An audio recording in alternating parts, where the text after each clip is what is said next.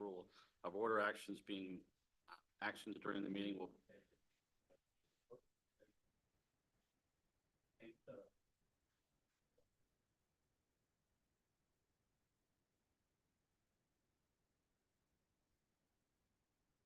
record. Subsequently, that member shall not participate in any discussion of the matter for which the conflicts exist. According to Robert's rules, absence from a meeting does not require a member to abstain from voting on the minutes. If the member still wishes to abstain, he or she should state their intention for the record. For the benefit of our guests from the public and the recording of this meeting, please be sure to speak into the microphone. The microphones can be turned on and off using the red button. They are on when the lights are green. So as far as the meeting minutes, approval of the meeting minutes from May 17, 2024, Transit Council meetings. Any corrections or additions? Can I have a motion to approve? So moved. A second? All in favor? Any opposed? The motion is approved. Motion is approved. So we have any public comments today? Has anyone signed up to speak today? Okay, moving on. Is there an executive director's report? Because I'm the vice chair, I don't have we have anything? We have a couple of announcements. Okay, thank you. Yes, I can inform you. One announcement, Jim, do you want me to say? Yes, thank you, the chair, Ali. So anyway, we are announcing our Transportation for Livable Communities Initiative applications. They are now open. So this is our TLCI program. This year, we are accepting applications only for the implementation program. And so this program does support communities who would like to implement projects which strengthen community livability. We have a $2 million budget this round. And we will hold an applicant webinar on September 17th, and registration is required for that. Applications are due October 9th, 2024. And for more information about the program, to seek the application and to sign up for the webinar, please visit noaca.org/TLCI. The second announcement is we had done about 550,000 households interview and questionnaire every 10 years we do the household interview for the travel pattern, daily travel pattern. Now we come back to new. We started in winter, sometimes in February. Now we are coming back to October and September, October. We have started another 180,000, and we wanted to draw everybody's attention, because we want to get close to 1% of the total households in the NOACA region to be, in terms of the statistically viable to make it work. And then, so we need more people to attend. If you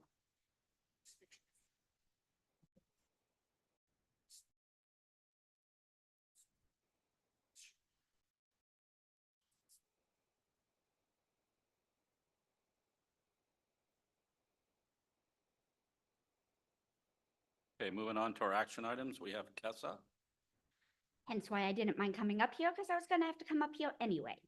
So I'm here to present on the calendar year 2025 safety performance measure targets. This is an annual item, so if it feels a bit familiar, that's why. We are asking that you recommend this item to the Transportation Subcommittee for its consideration of placement on the December 2024 Board of Directors agenda. And that is the 2025 Safety Performance Measure Targets, which adopts ODOT's proposed 2% reduction across the 5 measures. So safety performance management is part of the Federal Highway Administration's overall transportation performance management program. It started in MAP 21 and was continued in the FAST Act. It supports the Highway Safety Improvement Program, and it's important to note that ODOT and NOACA safety plans share a 0 deaths vision. So the 5 safety performance measures are the number of fatalities and the rate per 100 million vehicle miles traveled, number of serious injuries and its rate, and number of non-motorized fatalities and serious injuries. And these targets are calculated based on a 5-year rolling average. State departments of transportation are required to adopt targets annually, and then the metropolitan planning organizations like NOACA are also required to establish their targets within 6 months. They can either agree to adopt the state DOT safety targets, which is what we are proposing this year, or they can commit to alternative quantifiable targets for their regions. For fatalities, our goal last year was 142, which we just barely didn't meet. It was 146. And then for 2025, we are looking at a goal of 147. That comes out to a rate of 1.10 over 1.08 for last year, with a new goal of 1.12. For serious injuries, we actually did make this target. We had a goal of 1,062 and we only had 1,003. And our goal for next year is 1,037. That rate comes out to 7.54, which was less than the goal of 8.05. And next year, we are looking for 7.9. And then for non-motorized fatalities and serious injuries, we were way off on this one, unfortunately. As I'm sure you all know, our country as a whole is facing a major crisis of pedestrian and cyclists and other vulnerable road users' deaths. So our goal was 153, and we unfortunately had 170.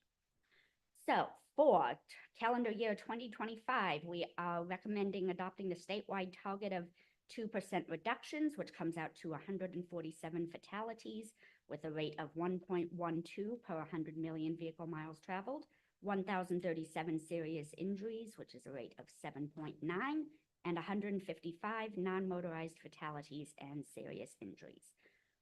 There is no financial impact to this item, and pending board approval, the long-range plan and tip safety-related targets will be updated, and we are asking you to recommend this to the Transportation Subcommittee so it can go up through the levels to get to the board.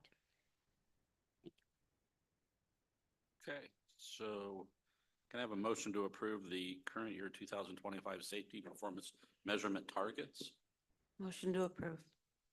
Second, Second. any discussion? All in favor? Aye.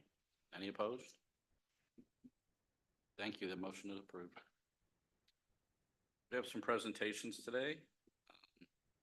First one, band pool.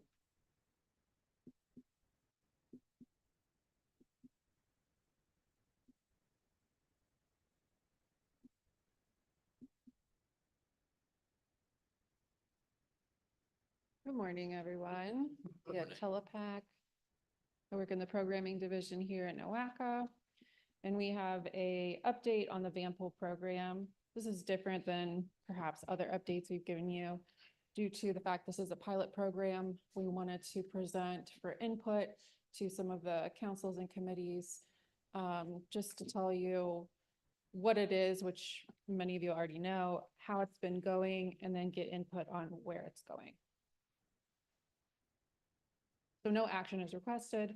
It's included for information and input, and previous action was the resolution to begin the regional Vanpool policy.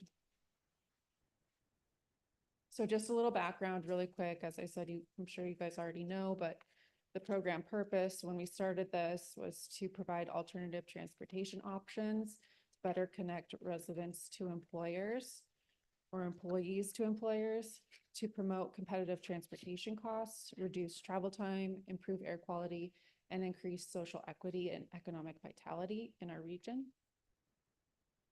NOACA offers a subsidy model for our Vanpool program, between 50 and 80% off the cost of what a monthly vehicle rental would be through our vendor, Commute with Enterprise.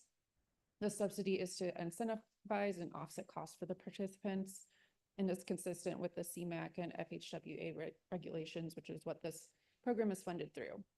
And the graphic just shows you the subsidy model, 50% for every Vanpool group, just off the bat, as long as they're eligible. And then there's 2 opportunities for an additional 15% subsidy. So we currently have 45 active van pools, the majority of those being through the Lewis Stokes Veterans Medical Clinic, and then some being from R.W. Beckett. I apologize, that graphics layered there. But what that says is since the program inception, which was February 22, we've had 7 discontinued van pools, 3 from the VA and 4 from R.W. Beckett. And that's mostly just been, they couldn't keep the ridership up for those particular van pool groups. And then the county graphic you see shows where our van pools are coming from. With our program, as long as they are coming into the NOACA region, supporting the NOACA region economy, they can be coming from outside of our region. So that's why you see Summit and Stark. And then just some background on what our public affairs team does for the program. Our colleague Kate Menning has target audiences that she focuses on for this program, like business industries and organizations, which an example would be the Lorain County Chamber and Commerce Expo we attended earlier this year. Also, NOACA defined job hub employers. We did a UCI Lunch and Learn virtually. And then our environmental justice community businesses, of course. And we had a virtual meeting with B-Valve, which is in that area. She also has several different kinds of methods she uses to get the word out about the program, including presentations, event tabling, individual contact via phone or email, print materials distribution, and then, of course, our van pool website. And then the map graphic shows about 39 points showing where these methods have been done in our region. And just keep in mind, even though it's 39 points, there's probably a lot of overlay there.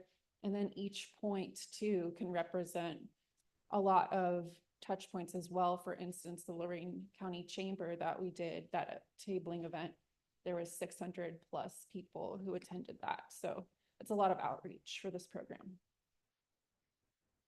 We also did a decal update because we updated our logo. So we went from the old NOACA logo to the new NOACA logo. You see there, it's a lot more streamlined and easier to apply to the vehicles apparently. So that's good too. And then our metrics, and these metrics are through May 31st, 2024. So keep that in mind. And you see from the beginning of the program, 2022, slow start, of course, because it's a brand new program, and then up to through May of this year. And that's through Go Ohio Commute, assuming CO2 savings of 271 grams per mile, and then calculating the riders in the program, et cetera, trips, van trips, et cetera. Cost savings for the riders in the program from program inception till through May 31st this year. And that's calculating the average money per month of owning and operating a car. And that's through AAA cost breakdown. Cars off the road, and this is assuming, of course, that every participant in the NOACA van pool program would be driving a single occupancy vehicle if they weren't in this program. So now that I've kind of given you what it is and what we've done, I'm going into where the van pool program potentially could go. And we're just going to be looking at some national van pool trends that we've gathered data from to see what the overall trend is and what we have been doing, how can we apply that, or what our options are. So our first graphic here is from the Washington State DOT, which is the largest van pool program in the country. So you can see their average daily van pools in operation, as well as their van pool passenger trips, have taken a decline since COVID, which we found was the trend, of course. A huge decline in passenger trips starting in 2020, and a little uptick, but really not much. Same thing with Chicago. Chicago PACE is an energy efficiency and sustainability transportation program, to my understanding. So you can see we have from 2013, which is some time ago, up until the current year, and it's almost cut in half. So definitely difficulty in that program of van pools to register and keep ridership. And then we have an MPO we were able to capture data from in Colorado, and the Southwestern Pennsylvania Commission, which is like their regional, not quite an MPO, but regional commission. So same thing here, you see a drastic decline from 2020 or 2017 to the current year. So we also got some intel from Morpsey, which, as you know, is our MPO in Columbus. Morpsey was able to increase their van pools since COVID. They went down to 10, but have been able to kind of revitalize the program to 32 now. Most of the program growth is VA as well, similar to us. Instead of subsidizing with the 50 to 80 like NOACA does, Morpsey uses an empty seat subsidy model for VA, because VA people get transportation subsidy from the federal government. It's up to $315 a month. So if they're already getting a subsidy from the federal government, and then we're also giving them a subsidy, it's kind of just like federal money swishing around. So they kind of found something to better work for them. And we thought that was interesting. And the manager did acknowledge it's harder than ever to get van pools on the road, get people to register and interested. And another difference between NOACA and Morpsey is they have 2 full-time dedicated employees just to the van pool program. So they have full autonomy to do marketing, promotion, administration, et cetera. Where NOACA is very collaborative within our divisions, and there's different people doing all these different things. So we were asked to do a cost benefit analysis of the program. So we did so. We did total benefits with the total program costs, and we got 1 to 2.5 for the cost benefit analysis. And I have all the math for this, but I won't bore you at 9:30 in the morning with it. So if you have questions, just ask me. And so now we have some considerations to think about based on what we've done and what the nation has done with a program like this. So some things to consider are the fact that we have a limited impact of our environmental justice subsidy. We aren't able to apply that much because the VA is already getting their federal subsidy. Time spent on the marketing with limited follow through, just meaning how much time our PA is spending on it, as well as myself and other people in the programming division, and then not a lot of follow through from businesses or organizations who seem really interested at the time. It just kind of falls to the wayside. They decide, oh, there's not enough people interested, et cetera. Limited vendors. Commute with Enterprise is really the only viable vendor in the state of Ohio that you can work with for a van pool program. So that really limits your options and flexibility and stuff. Again, VA receiving majority of the CMAQ van pool support when they would receive their federal subsidy anyways. NOACA and Morpsey use CMAQ funds for van pool, and others promote but don't subsidize. For example, the Dayton MPO, they have a van pool program, but they don't use CMAQ funds to subsidize. And then just the national trend of declining van pool participation, especially since COVID. So our thought is we have 3 options. We can continue on as is with full force marketing and coordination and outreach to try to grow the program, or we can modify the program, maybe put a cap on the VA van pools so CMAQ funding is being used more efficiently to other organizations. And we can use CMAQ money, we can redirect it somewhere else that it can be used for our other CMAQ programs or what have you. Or we could sunset the program. We can continue to administer the subsidy for those who are already signed up, of course, because per CMAQ they get 3-year eligibility, but not add any new ones to continue it. and reallocate those CMAQ funds to other projects that NOACA does. So our next steps, NOACA staff will present the VAMPL program status to subcommittees and for input and to committees for potential future action. So that's it. Thank you. Thank you. Any questions? So, One question over here. so you have these alternatives.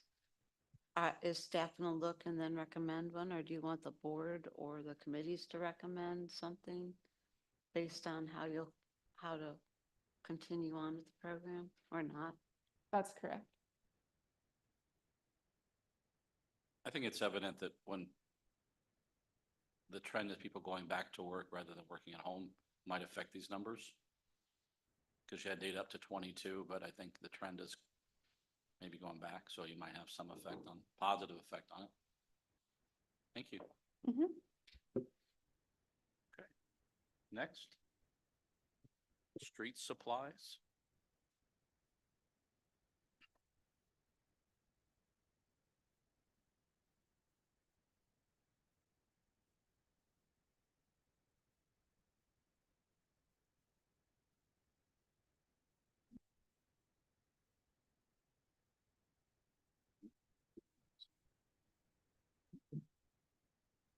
Good morning, everyone. I'm Sam Schweikert, and I will be giving an update on our street supplies program today.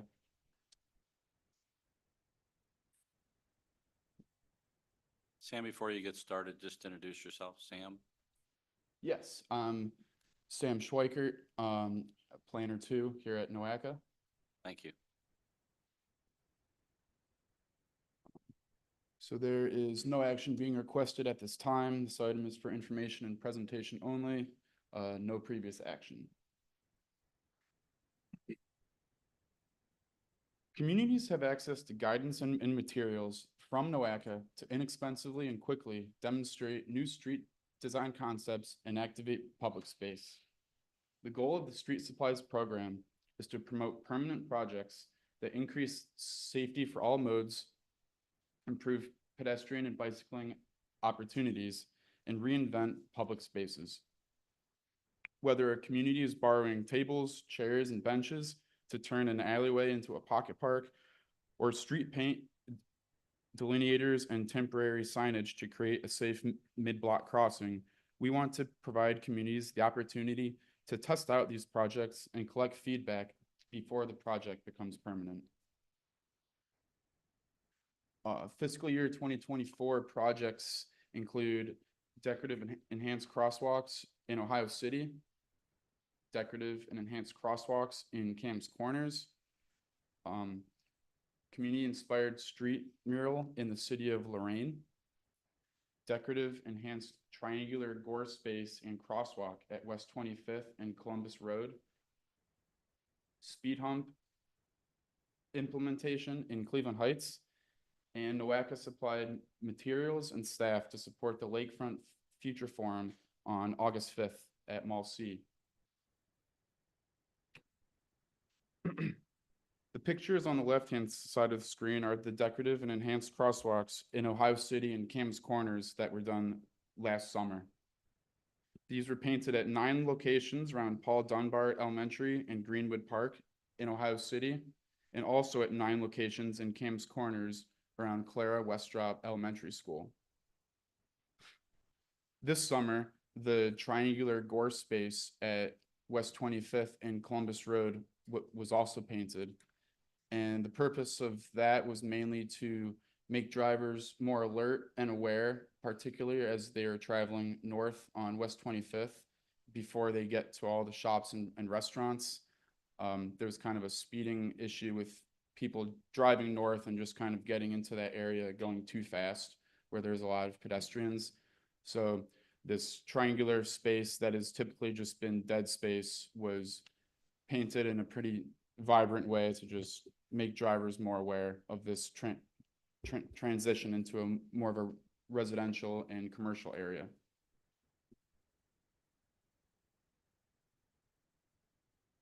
This year, we also provided the city of Cleveland Heights with 2 speed humps. These are to be utilized on South Taylor Road and Harcourt Drive, which are 2 current areas where speeding is an issue. So we're hoping that these speed humps can help solve that. And then the City of Lorraine's community-inspired street mural. This was painted at East 31st Street in Pearl, and this art mural stemmed from a grade school drawing competition where kids were asked to think about the cultural diversity in the city of Lorraine and how that can bring people together. The name for this mural was We All Walk Together, and it turned out to be pretty cool. It was a good day for a lot of the community to come together. They had a lot of help. It was a pretty big mural, so it was kind of a nice activity to not only bring people together, but also kind of a lasting piece of art that they got to hang on to for a couple months before it washes off. The future of the Lakefront Forum at Mall C, like I said, this was held earlier this month on August 5th. And with the NOACA street supplies such as paint, tape, plastic curbs, bike lane stencil, and measuring tools, we created a street section of the proposed multimodal boulevard that is part of the North Coast Connector project. It looked a lot better before it rained. It was it was a pretty long day, but it still managed to turn out pretty good. The purpose of it was so that people could come and get a sense of just how wide these different lanes of this multimodal proposed boulevard would be, so they could actually stand there and feel, okay, this is how wide the multi-use path is going to be. Do I like that? Do I not? And they were given an opportunity to provide feedback. There was a travel lane, then there's a vegetated buffer, multi-use path, vegetated buffer, sidewalk. So it's kind of a lot going on. I think it was kind of hard for people to understand just on paper. So I think by bringing in, we had the street trees and kind of like a bench that would be along the multi-use path. So you could really kind of almost get a sense of kind of what this would feel like. So that was just good. A lot of people were interested, curious, and it was a good event. 2 upcoming projects. The city of Cleveland will temporarily be closing West 29th Street to cars, and it would be an open street concept. So pedestrians can freely walk in and around West 29th Street. This would be the 2 most northernmost blocks below Detroit. So this isn't a huge space that's being closed, just about 2 blocks worth. And then the city of Lorraine is to implement painted safety dots to reduce speeding on proposed corridors. So this is the West 29th Street closure that the city of Cleveland is planning. This will start August 23rd and will be closed for about 2 weeks. We are providing a bike rack, a parklet, tables, chairs, artificial turf, street barriers, crosswalk tape, and planter boxes for the street closure project. So it should be a nice event for pedestrians to come and enjoy the space that previously was not opened up to them. So I think it should be nice. Another upcoming project, the city of Lorraine is to implement these painted safety dots at mid-block crossings to reduce speeding. These are basically a cheap and quick way of helping to reduce speeding. It just alerts drivers that these dots are there. It kind of causes them to slow down. But this also is the city is somewhat experimenting with these. So this is a temporary project. And if it goes well, they would then be doing a official federal highway experiment with FHWA regarding these safety dots. So I'm looking forward to see how those work. Kind of interesting.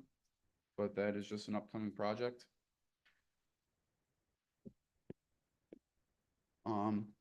So yeah, if, feel free to reach out if you or your community have any ideas of any quick build demonstration projects that you think you could utilize our street supplies library for.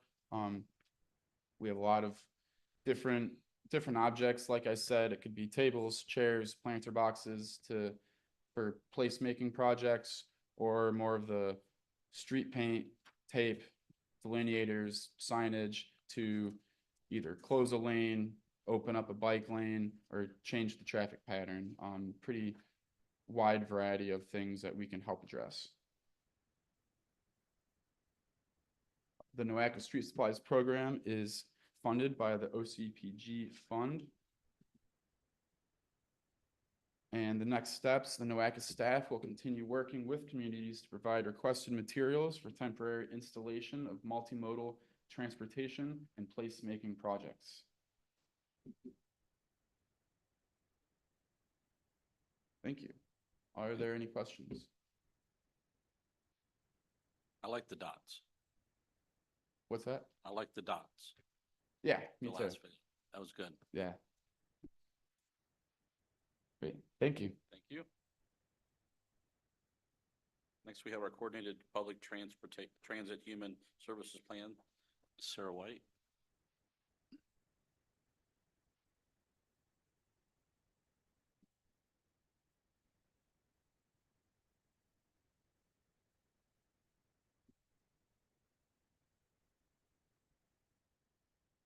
Good morning, everyone. My name is Sarah White, and I am a senior planner with the Programming Division.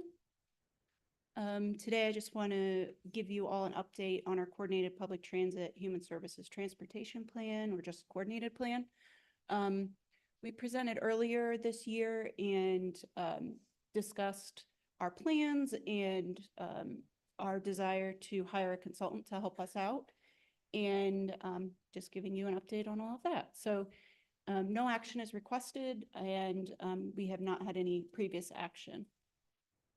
So just a little bit of a background about the coordinated plan and why we do it. Our previous plan, which we implemented and the board approved and supported, was from 2019. So it's time for us to do our update. It's called Mobilize Accessibility for Independence. The focus is on transportation and mobility for seniors and people with disabilities. And being that NOACA is the supporter of this plan, it's regional in scope. So we're looking at all 5 of our counties, so transportation within and then across county lines too. So plan is set to be updated this year. So beyond just the good idea to look at the needs of more vulnerable populations, it's also a requirement of our Section 5310 program, which NOACA administers. And directly in the circular for the federal program, projects funded must be included in a locally developed coordinated public transit plan, and it must be approved in a process that involves those people affected. So seniors, people with disabilities, representatives of public, private, and nonprofit transportation, and then other members of the public as well. So since our last update, we released an RFP in February, and we received 3 proposals from consultants. We had a selection committee, and we reviewed all of those, and the recommended vendor was RLS and Associates from Dayton. They also have a new location in Texas as well. So we're working with staff from both of those places. They've had a lot of experience in coordinated plans in Ohio, but also across the Midwest. And they're also subcontracting with the Texas Transportation Institute at Texas A&M. So they have some really good experience specifically in transit and coordinating all of those types of transportation together. So RLS will be, NOACA is obviously very involved as well, but RLS will be the lead for an extensive public engagement process. We're going to be having public meetings, focus groups, surveys, and then also we have a technical advisory committee And everyone, all of the transit agencies were invited to the TAC. And I think that almost everybody RSVP'd, but maybe if I didn't get the right person in the invite, just let me know and I can make sure it gets to the right person. But we did have some great representation at our first TAC meeting, which was this Tuesday. So we're really excited about the feedback we've gotten so far. So essentially the TAC will just kind of guide us along. And once we get to the recommendations, they'll help us craft those as well. Additionally, RLS is just going to go over the new demographic data because obviously since 2019, we have a new census, new numbers, new projections that will help us make these recommendations. And then they will create the final plan with goals and strategies for NOACA's board to review. We did our official kickoff on July 8th. And since then, the past month, we've gotten a lot of work done. And as I said before, we had our first TAC meeting. And right now we are finalizing the draft of the public survey that will go out. So just the financial impact, we did enter into a contract with RLS for an amount not to exceed $146,000, which the board approved that procurement in June. And the source of funding will come from Section 5310 administrative funds. So for next steps, we are just asking if the Transit Advisory Council has any feedback or any initial ideas we can share with RLS and make sure we incorporate it into the process since we're still at the beginning. And we will continue to give all of you updates on the plan and the progress. And our goal is to bring the final draft plan to the board at their December meeting so we can have it ready and implemented for the new year. That's all I have. Questions, comments? I have one.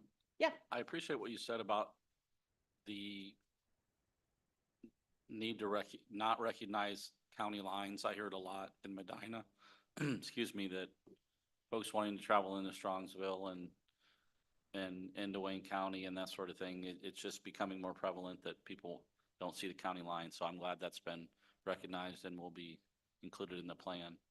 Yeah, I think, you know, the boundaries have their different requirements, and I understand the reasons. But for people just trying to get places, it doesn't matter. So we're trying to come up with some creative ideas of still recognizing there's funding structures in place and rules and regulations, but how can we still get people to where they want to go and see our area as a full region, people to have greater mobility. So Thank you. Any other comments or questions? Thank you. thank you. Next, we have Tim Rosenberger he's going to talk about the reimagine Euclid corridor. Good morning. Thank you. No action requested. Presentation for discussion. There's been no previous action. Again, I'm Tim Rosenberger with WSP. I've been working on the Reimagine Euclid TLCI project.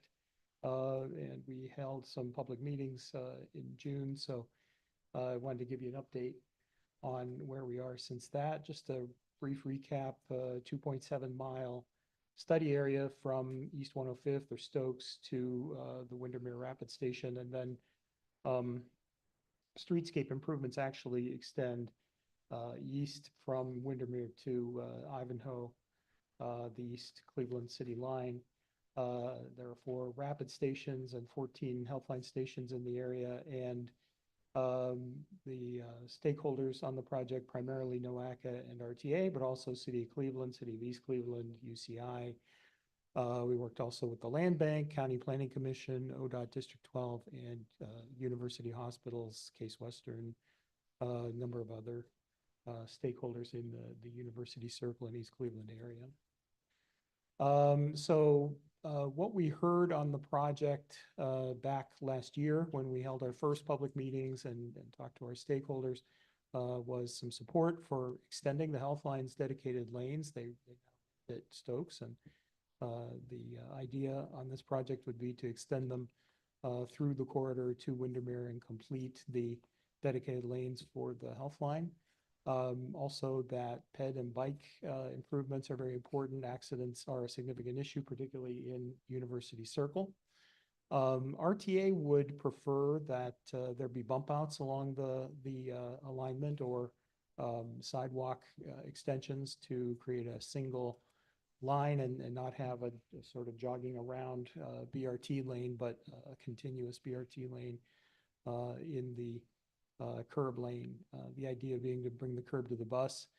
Also, people commented on the need for streetscape improvements, green space, sidewalk widening in some places, protected parking needed to support redevelopment in East Cleveland. We have seen some redevelopment projects come to fruition there over the course of the project, and a few more are in the works. So we wanted to put together plans that would be flexible, but still able to support the development that's coming in.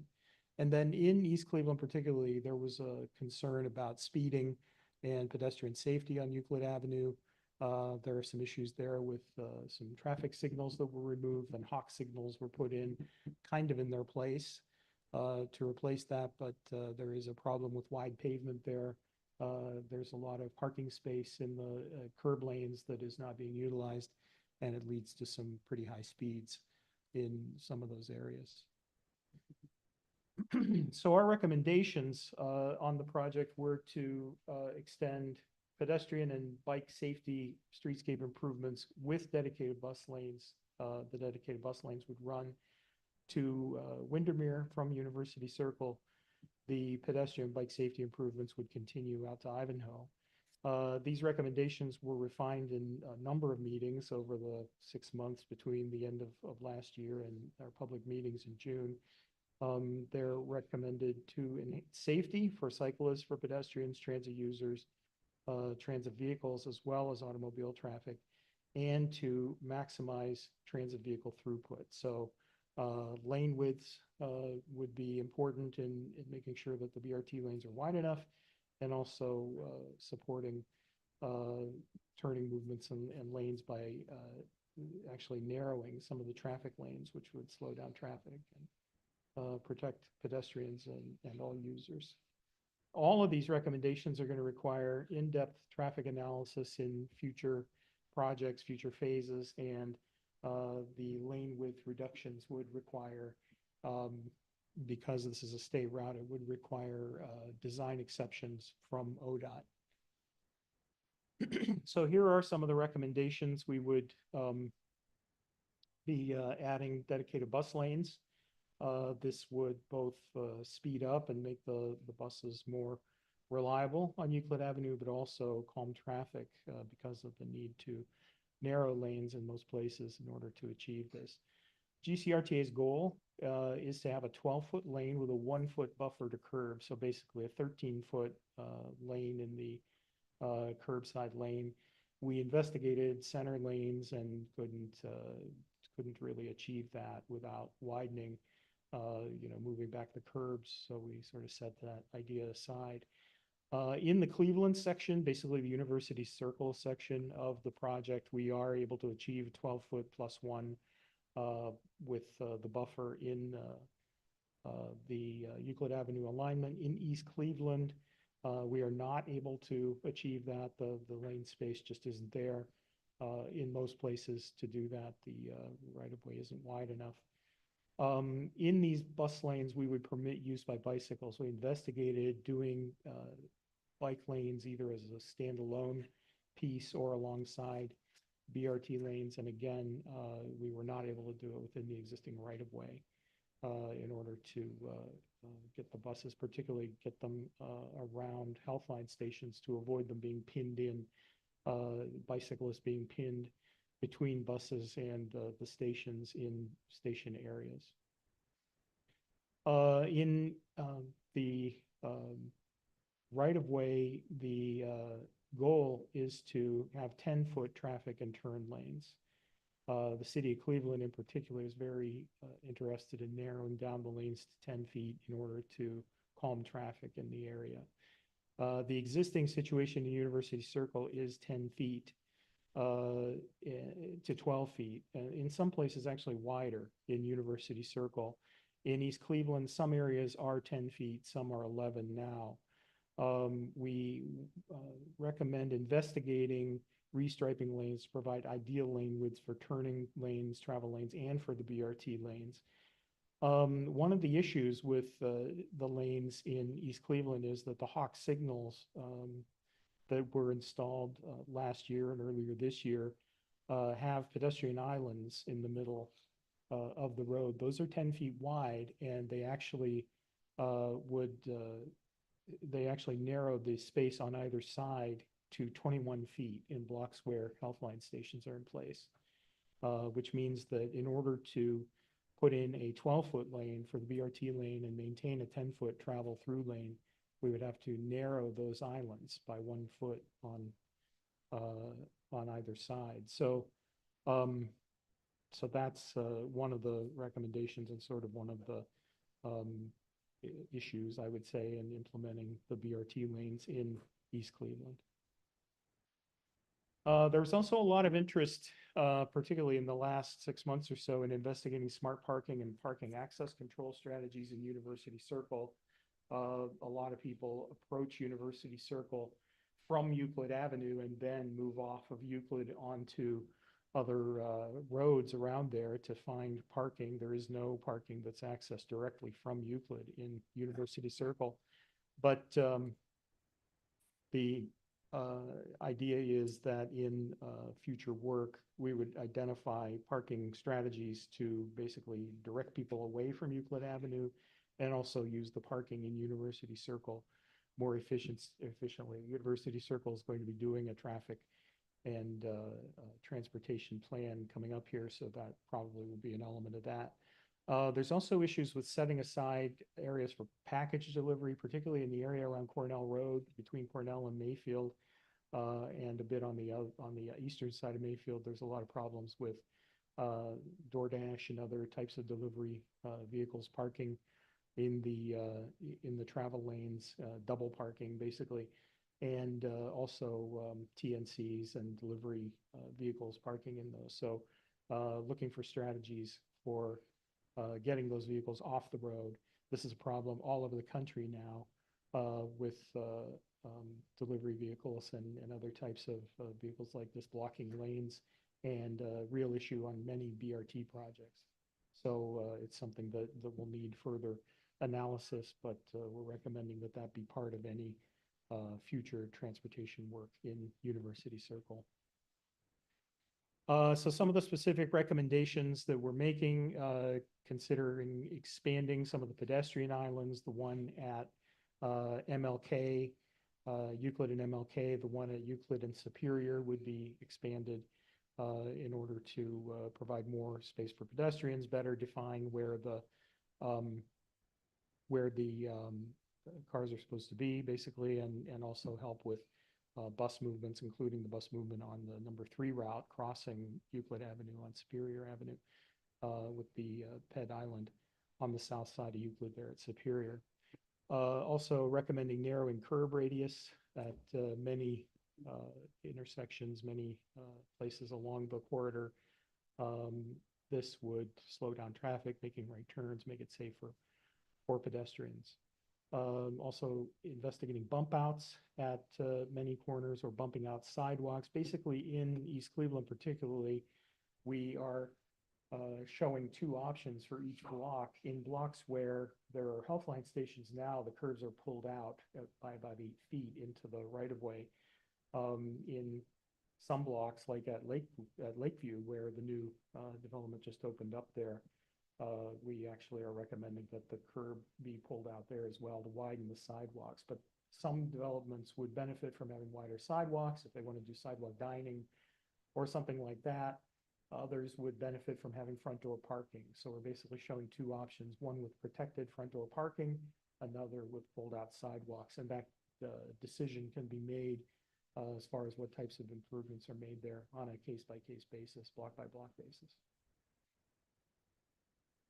We also are recommending doing some work on the pedestrian bridge, or on the, the railroad bridges. There are the 3 railroad bridges that cross over between 118th and Cornell, oh geez, what's the road on the other side? I can't remember now, but east of 118th Street. Very dark, very scary looking underneath, and really create a barrier between the two. And this resonated a lot with people in the public meetings recently about what a barrier was. We had a couple meetings at the apartment complex there at the corner of Mayfield and Euclid, and many people there were commenting on how scary that is and how much of a barrier it sets up in the community. So there are, a number of potential approaches for making those improvements. Some of them could be the types of tactical improvements that Sam was talking about that could be made pretty quickly under there. Others are obviously, much bigger deal investments and will take some time. But that is also a priority for the city of Cleveland, apparently. I already mentioned setting aside the package delivery things, places for deliveries. Public outreach, we held 2 meetings in East Cleveland on the 25th at the Salvation Army. We had 2 meetings at Abington Arms in University Circle. On Thursday, the 27th, we had pretty good turnout at those meetings. This time we had a lot of interest and a lot of interesting responses to our recommendations. The people who came to the meetings generally supported the recommendations and kind of wanted us to go further with a lot of the recommendations that we recommended. We showed a graphic showing a scramble crosswalk at Euclid and Adelbert as an option in our recommendations. This has not met with favor from the traffic engineers, to say the least. A lot of traffic engineers really don't like these, but they got a lot of support from people who work and live in the area. And actually, they also recommended that we do the same in Mayfield Road, which would be a much more complicated process, I think, from a traffic standpoint, given the loads that we have coming in from Mayfield Road. But it just goes to show you the interest that was there. We had a number of case students at the meeting, and they were talking about how heavy the pedestrian movements are across Euclid Avenue during the day, and how much safer it would be to have those scramble crosswalks. We also recommended restoring the 3 western crosswalks at Adelbert, UH, and Cornell, which were taken out at the time that Healthline was put in, and people said, yes, that is something that we notice is missing, and many people just cross anyway, even though there's a crosswalk there. The expansion of the pedestrian island at Euclid and Superior in particular was commented on as being something that people would like to see. The bump outs and the reducing curb radii, many people commented on that. The problems with double parking, a lot of people in University Circle mentioned that, and then improving conditions under the railroad bridges, that resonated pretty greatly with the people who attended the meeting. And like I said, several of the stakeholders recommended further improvements, including extending walk time at traffic signals, particularly at Mayfield. We were right there at Abington. A number of the people in that apartment complex are disabled, and they said it's almost impossible to get across Euclid Avenue in the time that's available. Addition of more scramble crosswalks, banning right turns on red, which is something that we sort of shied away from in these recommendations because of the results of a few years ago when that was implemented at Cornell Road, and they had to take it out because or at Mayfield rather, and they had to take it out because traffic was backing up across Cornell. But many people said they would support banning right turn on red at any intersection that they could, basically. Implementing additional measures to calm traffic and implementing measures to reduce and reroute general and truck traffic around University Circle. So basically, using signage and perhaps parking apps or things like that to try to get the traffic off of Euclid as much as possible. We are not recommending specific changes to any of the recommendations that we've made, but we are planning to include the comments on the traffic changes in our report for use in subsequent phases of project development. So from here, our recommendations become basically a catalog of things to be done by the implementing agencies as they advance planning, design, and implementation of projects in the area. Opportunities we recommend should be sought to make streetscape improvements anytime you can as part of future resurfacing and reconstruction projects. And the pieces of tactical planning work that Sam was talking about. Some of these things could be done in a day using plastic bollards and plastic curbs and paint and things like that. And there are a number of these that probably should be prioritized and tried out as temporary installations that can be done at minimal cost, and it probably would help a great deal with pedestrian and bike safety.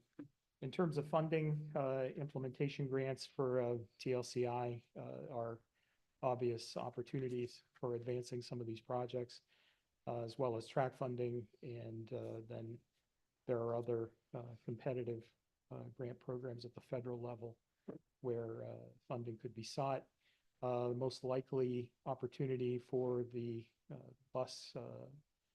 dedicated bus lane improvements would be the FTA New Starts process, but there may be other programs under the federal program or other funding sources, given that the cost of these improvements probably would not be very high. It would comprise mainly paint and appliques, things like that. So it would not be a very expensive project. And then for the railroad bridges, the problem of the underside of the railroad bridges, ORDC and FRA both have grant programs that may be potential sources, and then there are other state and local programs. The arts program that RTA applied for didn't get the grant this year, but that is obviously another opportunity for funding pieces of these projects. Many of these are standalone projects that could be implemented over a short stretch or even a single intersection. So no need for them to be packaged up into multi-million-dollar programs. That's basically it. Questions? No questions? Comments? Okay, thank you. Very thorough. Thank you. Okay. I'll ask if there's any reports or updates. Okay. Any old business? Any new business? Oh, thank you. Most of you know that every 4 years, the MPOs have to go through the TMA federal certification process. In 2021 was our NOACA's last one, and so we're up right now for our next certification review. I've been in contact with the FHWA and FTA, and we're looking at December 12th and 13th. The 12th is the all-day event, and the 13th is the public meeting where they'll be presenting at the NOACA board meeting, which is the 13th. That's Thursday and Friday, December 12th and 13th. This process, consists of a desk review, site visit, and certification report. And in the past, I'm sure that you've all gone through it where they have this myriad of questions. What they're looking at doing now is to kind of cut that down and provide us with an agenda where we will base our presentation on that agenda, based on the agenda put together a presentation report. So that's what we're looking at this year. I will be in touch with I'm inviting all the transit agencies because you're part of the process, you're part of our stakeholders to be at those two meetings, the event especially. I'll get the information out, and once we get more information from the federal government, we'll have that information available for everyone. Also, I have an outline as to what we're looking at. I'll kind of go by because I don't know exactly what they're going to be covering over. I'm assuming that what we'll do is we'll provide all the information based on what they did in 2021. I'll just kind of have that outline. And once we do get the actual agenda, we can kind of, make the changes as necessary. But this is not only do we, have to show that we're implementing the transportation planning process, but this is our opportunity to brag on what we've done for the past 4 years. So this covers fiscal years 21 through 24, 21, 22, 23, and 24. And those are the years that we're looking at. And so we can, kind of make our statement to them on those particular years. So just want to let everyone know. Thank you. Anything else? No. Okay, can I have a motion to adjourn? I motion to adjourn. Second, Second. favor? All Aye. in favor? Aye. Okay, meeting is adjourned. Thank you.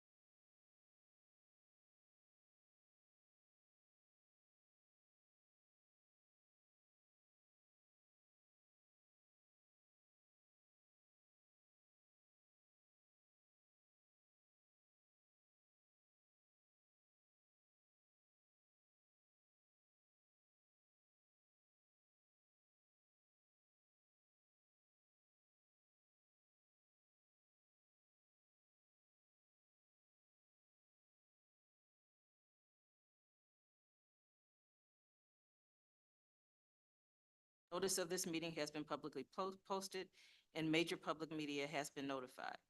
NOACA conducts its meetings according to Robert's Rules of Order. Action during this meeting will be taken by voice vote.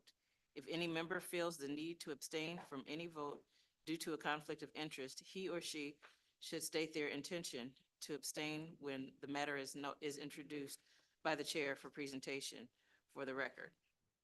Subsequently, that member shall not participate in any discussion of matters for which a conflict exists. According to Robert's rules, absence from a meeting does not require a member to abstain from voting on the minutes. If the member still wishes to abstain, he or she should state their intention for the record. For the benefit of our guests from the public and the recording of this meeting, please be sure to speak into the microphone. The microphones can be turned on and off by using the red button on the top of them. They are on when the light is green. Okay. And so we have approval of the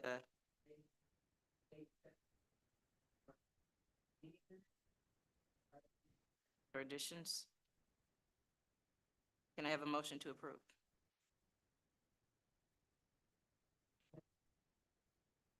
All in favor? Any opposed? Okay, the motion is approved. Has anyone signed in to speak today? No? Okay. If there will be none, we will move on to the next agenda item. Is there an executive director's report? There are a couple of announcements, and one is the transportation for the livable community initiative, TSTI. The implementation is application open now. If you look at the slide, there are 2 million every year we allocate for this implementation for TSCI. And some dates there, September 17, there's a webinar. And then October 29 is the end of the application, the date for the applications. And if you have any projects are interested, you can go to the noaca.org/TLCI, and the application for any community, you can fill in the application. The second invoice, can you move on to, sorry. Second invoice, we had every 10 years, we do as you know, we do the household travel survey, and we ask residents for their travel pattern, and that's used for the modeling the demand in the region, also for other planning projects. And this time we started last year because delayed a bit because of the COVID. And then we started in sometimes after calibration and after in February. And then we had 550,000 households. We send a questionnaire, and we are trying to get 1% of the, as a statistically 1% of the households for the collecting the daily travel information. And then we are close, but it's not 1%. So we added more starting this school year from the August to September, we are starting sending another 180,000. So every week, 48,000 is going out. And if we encourage in your community residents to reply to our questionnaire and provide us with a daily travel pattern, so the results will help us in terms of the planning and demand modeling and other activities we have got. That's every 10-year source of information.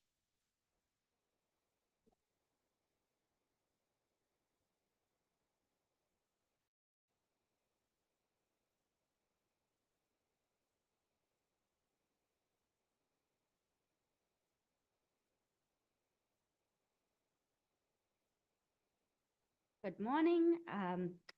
So we are asking that you recommend this item to the Transportation Subcommittee for its consideration of placement on the December 2024 Board of Directors agenda, and we are recommending adopting ODOT's proposed 2% reduction across the 5 measures. Safety performance management is part of the Federal Highway Administration's overall transportation performance management program. It started in MAP 21 and was continued in the FAST Act. It supports the Highway Safety Improvement Program, and ODOT and NOACA safety plans share a zero deaths vision. The 5 safety performance measures are the number of fatalities and its rate per 100 million vehicle miles traveled, number of serious injuries and its rate, and the number of non-motorized fatalities and serious injuries. And each of these targets are calculated based on 5-year rolling averages. State departments of transportation are required to adopt targets annually, and then MPOs need to establish targets within 6 months, either by adopting the state DOT safety targets or committing to alternative quantifiable targets for their regions. So in 2023, our goal was 142 fatalities, which we just barely missed with 146. And our goal in 2025 will be 147. That came out to rates of 1.08, which we missed by 1.10, and a new rate of 1.12. We actually achieved our serious injuries goal. We had a target of 1,062, and we beat that with 1,003. So we beat it by a pretty substantial margin. And then in 2025, we are looking at 1,037. And so if we beat the actual number, we of course beat the rate as well, coming in at 7.54 under 8.05. And we are looking at a new rate of 7.9. Now, for non-motorized fatalities and serious injuries, you guys are BPAC, you know this. We are having a national crisis of our vulnerable road users getting killed on the streets. We are not immune to it in this region. Unfortunately, we did substantially miss our target, getting 170 instead of 153.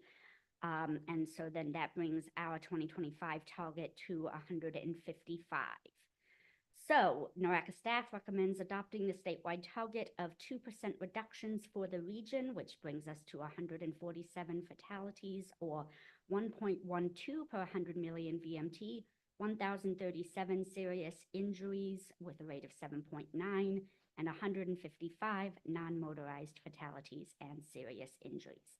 There is no financial impact to this item, but after it gets up to the board, the long-range plan and TIP safety-related targets will be updated. So once again, we are asking you to recommend this item to the Transportation Subcommittee for its consideration of placement on the December 2024 Board of Directors agenda to adopt ODOT's proposed 2% reduction across the 5 safety performance measures.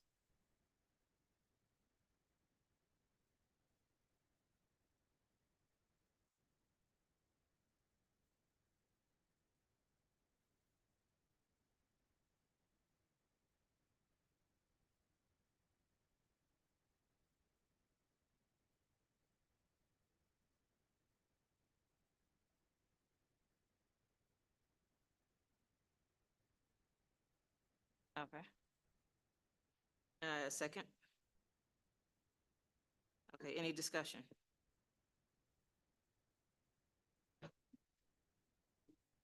I know we had this similar conversation a few years ago when we were setting safety performance measures, and I raised a few concerns around using ODOT's model with the 5-year rolling average, and how with the increase specifically in fatal and non-motorized crashes, that 5-year rolling average keeps increasing. So our target every time keeps increasing.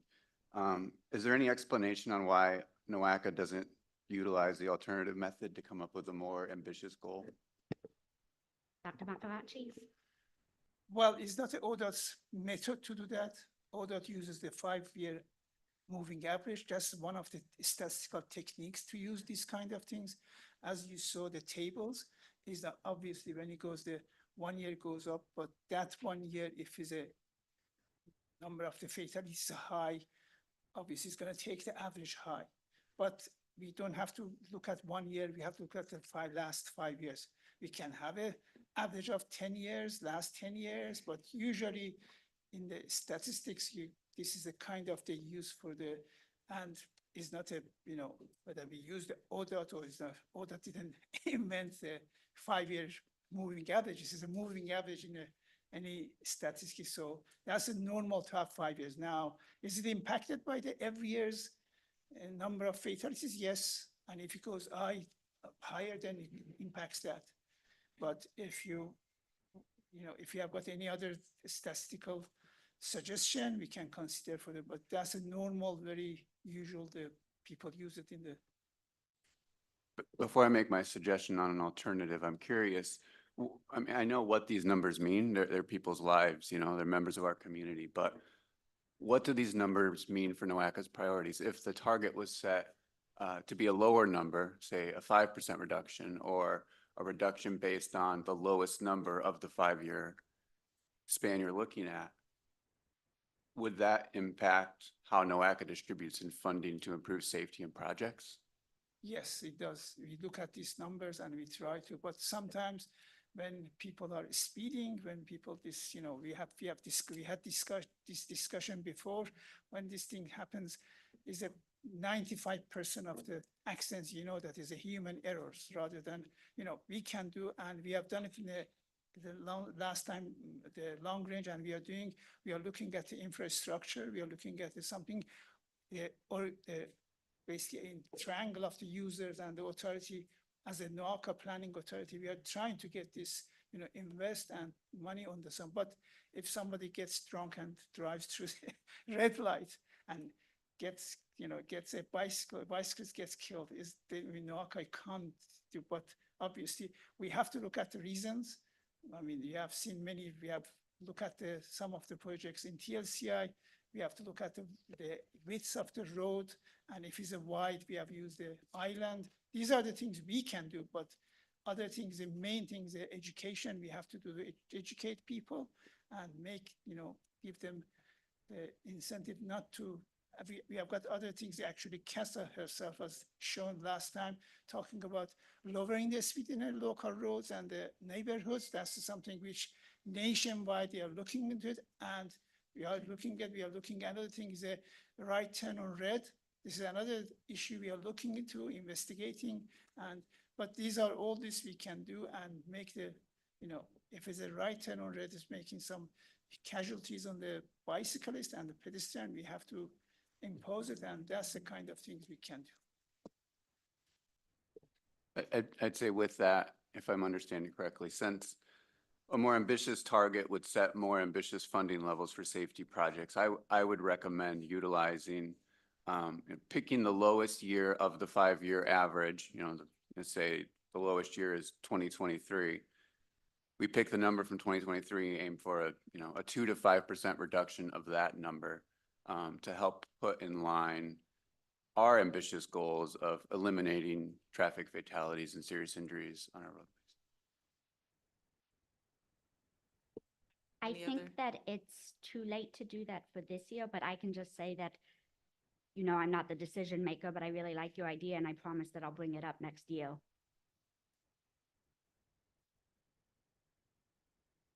Anything else? John Kalis, from Medina County. What's NOACA's role in educating the cyclists? I've seen a big uptick in the amount of people that are using the roads to travel on their bicycles. A lot of them don't have the proper equipment for safety, whether it be helmets or lights while they're riding in traffic. What's NOACA's role in educating these people before they make their way out into the roads? We had before lunch and learn during the COVID to educate people, because at the time they were higher speed in the cars and the more casualties, and the data indicated that. We had a lunch and learn, educating people and inviting for webinar. Our public engagement department is doing this, and we are coming back and doing again for the this kind of things. And we are looking for some infrastructure for bicyclists to have a lane for, safe lane and the allocated lane. So these are the things we are doing in terms of the planning. But yes, your point in terms of the more education, 100% we need to do more. And it's good to hear that there's a problem with that, because I think most of you know me by now and know that I really care about doing safety. And so when I hear you say that bicyclists need some more education, I mean, that tells me maybe I can create a webpage on it or something. As a driver, I know that I have to take a test for my license. And, you know, the same laws are expected to be followed by the bicyclists. And again, we have people that probably haven't picked up a bicycle in quite some time, that see that it's becoming more popular and want to get out there and get some exercise. I think we should take some steps to really have these folks understand, because it is their lives essentially when it's them against a vehicle, on ways that they could protect themselves and get out there and be safe. Do you have any idea what the number of, I guess, viewers was for that one? I can't remember, I can't find out how many, But the other activity we do is called level of traffic stress on the bicyclist, which we are trying to get to the level of service 1, which is more comfort for everybody. We are increasing that and encouraging to have more level of LTS1 in the region. So people have less stress from the bicyclists, less from the traffic. But there's one of them is a trial network, which in half an hour, we will have a presentation for this. We are doing this, this kind of activities to support the bicyclists as a one mode of the multimodal system in our region. And that's our mission to do that. One more question, then I'm done. I'm sorry. So we're talking about the roads right now. How about the trails, the bike trails, metro parks, stuff like that, where I'm seeing more of the e-bikes? Are these accidents or injuries? Are we accounting for pedestrians that might be involved in an accident with a bicyclist on some of the metro parks trails? As I said, we have got a consultant working on metro parks in general study and looking at the whole region and making a network, and I call it the freeway for the bicyclist. And then, yes, we're looking at this kind of issues you are raising, and which is a part of our job to look at that. Yeah. Okay, Sarah.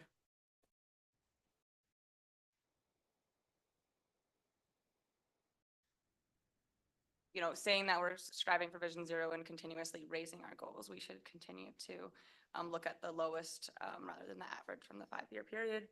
And I would also just highlight that we should also be focusing on driver education and not just education of folks riding bicycles, because we know that a bicycle is much less likely to cause a fatality than a car is. Our executive director is very passionate about driver's education, so she'll be thrilled to hear about that comment. I just have one process question. I know we're being presented this to the BPAC, and I heard that it's too late to make a change in the process for how we're going to set the targets. If that's the case, why are we being presented this item today as an action item? As a part of what you saw in the slide, we have got two options. One is to look at the different or look at what ODOT is DOT of the state DOT is proposing. So that's there. We look at their numbers, we look at the 2%, and we said, rather than going back and looking at is we can take this 2%, as you said, this 2% is the future, and we are trying to get there. But we look at it, as you mentioned, we look at a different approach statistically and see, but there's a 2% or something different from the ODOT. I think is we are working in the same region and we can follow what ODOT is suggesting. That's it. But you can also create your own measurement, right? So Yes. And it's too late to do that at this point, even though this isn't approved at the board meeting until December?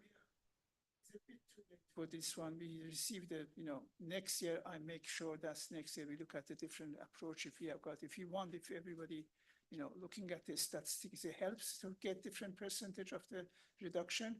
We do that.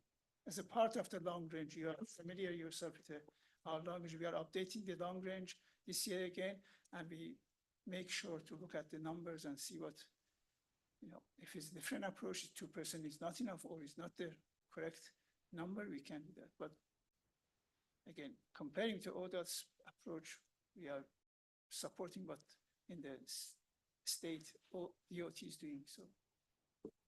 Sarah.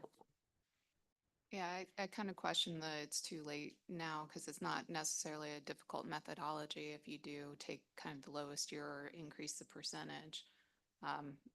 So I think I would appreciate seeing that more too, because if that's the trend line that's going up, that indicates that there needs to be more resources and more interventions to bring that number down, rather than just saying it's a national uptick. Are we allowed to just change it for transportation subcommittee? No, but one thing is numbers for you look at just the last year. If you look at the, previous years, actually during the COVID was very high fatality. It came down, and that's something which is coming down. But we have calculated for. Other things that you have to consider is the car technology is changing. As I said, bike lane, we are trying to add more secure bike lane. We are looking at the trial network. These are the old is trying to get these numbers down, and that's something, as I said. But if education and if what people drive faster or drive in the local roads faster, then it's gonna, the accident happen. Is not. But generally, this is, it's not. You don't have to look at we don't look at the 1 year. We are looking at the last 5-10 years, and then look at the, as I mentioned last year, for example, we achieved most of the targets, and that's I have a chart that's going down to the next 50 years to go to zero, achieving with the help of technology, and it's a part of our long range. We have to get to the 2050 to zero. Vision zero is the one we are trying to get. Just follow up that I still think that if your trend line is going up, you might need more intervention then to bring it down.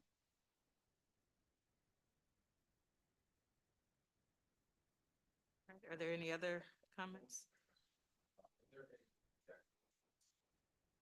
Yeah. Sure. There's going to be more bikes in the road each and every year. So as we're growing with the amount of people that are going to be in the road, and we want to cut the number of fatalities or injuries, obviously we're going to be populating the streets with more people. It's going to be harder to meet these goals the more people there are riding in the roads. Our travel demand model has got all the modes of the, share of each mode and all of them. Yes, we are looking, we look at the future, but generally the bike and non-motorized in general, non-motorized modes are not, big numbers, but we are trying, or even transit is not a big numbers. We are, with this planning, the purpose is to increase the number of the non-motorized share of the mode in the region, and but obviously when it's a less than 1% or something increase, even 1.1%, for example, is a big achievement. Also, if you look at the cars and you say that there's nothing, but when you multiply it or 2 times, 3 times, that's a big achievement, even in a small percentage. We are looking into basically, as I said, have a multimodal system and all the modes, transit, people moving closer to where they work, so they can walk, they can bike, and they can having a more LTS1 lanes for the bicyclists and cyclists. Then it's going to be helpful for this to encourage the people to use the bikes and walk to work, use the transit, access to transit, and use the transit. So I guess just to clarify, what you're saying is your projection, the increased ridership, I'm sorry. Okay. I just have one more question. If we as an advisory council do not approve going with the 5-year rolling average, what happens then at Transportation Subcommittee?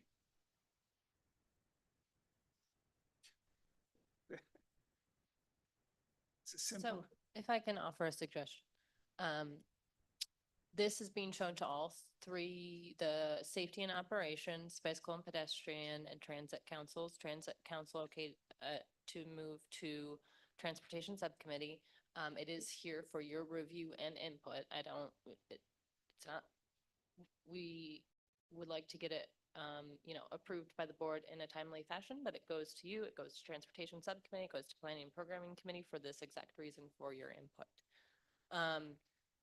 Transportation Council, right before you okayed it to move on, I would suggest that we include alternative measures to show to Transportation Subcommittee to get there, include your input and give some options and for their review. Okay, yeah, I think I'll go back to, I think, picking the lowest year of that 5-year window and setting a target reduction based off that. Could be 2%, could be 5%, but anything that brings it lower from the previous period to show that we're taking this seriously and to show the communities that are applying to NOACA for funds that if your projects aren't improving safety, they're less likely to get funding.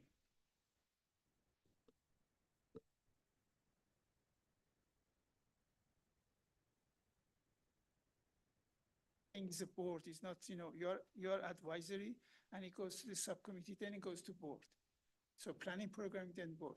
If the board decides not to approve it, is the final saying is the board is not me deciding the technique or anything like this to what to go is we are, as you said, your advisory is gonna be used if you don't recommend, it's gonna be BPAC didn't recommend, transit did recommend, or whatever, what the results are. But the end of the December is a board's decision to approve it or reject it. Yeah. So it's no financial impact, just the scheduling impact. And I get the sense from this group, from this advisory committee, that we'd like more information on it and the opportunity to weigh in. And I know we're not meeting again until next quarter, but, I think, it merits that level of discussion and input with more updated information from this body. And the next council meeting is gonna be after the 11th is your November. Yeah. We can provide more information here. I'd like to suggest too that for when this does go to Transportation Committee, there could be members of this body that attends that as well to bring up some of the concerns that are raised.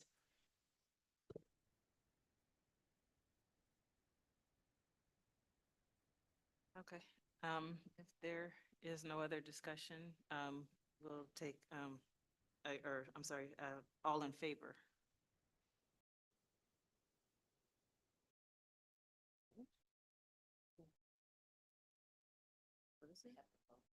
Yeah, we're taking a vote, all in favor. I think everybody. Yeah, any opposed? Yep, all opposed. So the motion fails.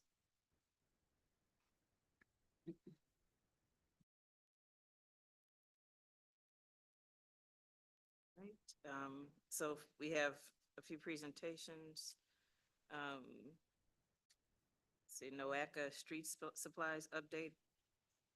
Sam's, hope I don't mess your name up, Score. Oh gosh, thank you. Sam S. Good Sorry about morning, that. everyone. I'm Sam Schweikert, planner here at NOACA, and I will be giving an update today on our street supplies program.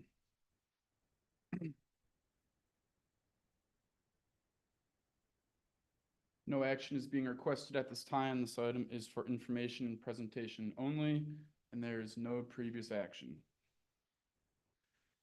Communities have access to guidance and materials from NOACA to inexpensively and quickly demonstrate new street design concepts and activate public space. The goal of the Street Supplies program is to promote permanent projects that increase safety for all modes, improve pedestrian and bicycling opportunities, and reinvent public spaces. Whether a community is borrowing tables, chairs, and benches to turn an alleyway into a pocket park, or borrowing street paint, delineators, and temporary signage to create a safe mid-block crossing, we want to provide communities the opportunity to test projects out and collect feedback before it becomes permanent.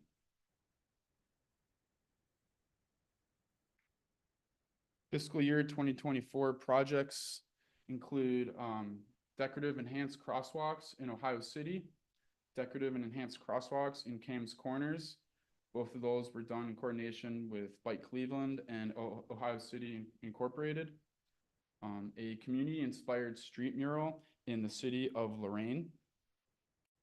Decorative and enhanced triangular gore space and crosswalk at West 25th Street and Columbus Road in Ohio City. Speed hump implementation in Cleveland Heights.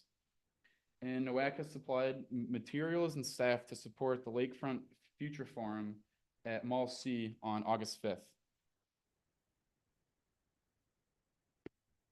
The pictures on the left-hand side of the screen are the decorative and enhanced crosswalks in Ohio City and Cam's Corners that were done towards the end of last summer.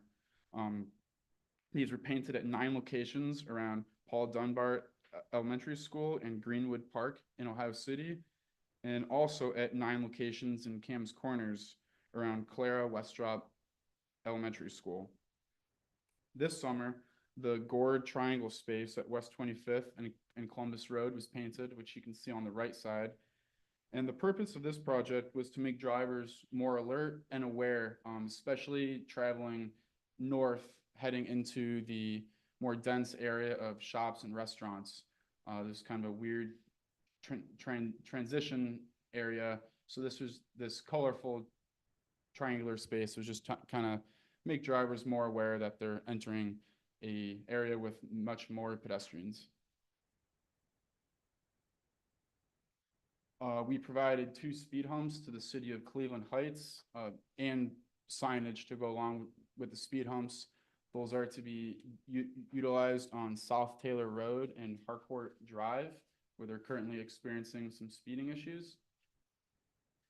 And then the City of Lorraine's community-inspired street mural at East 31st Street and Pearl. This art mural stemmed from a grade school drawing competition where kids were asked to think about the cultural diversity in the city of Lorraine and how that can bring people together.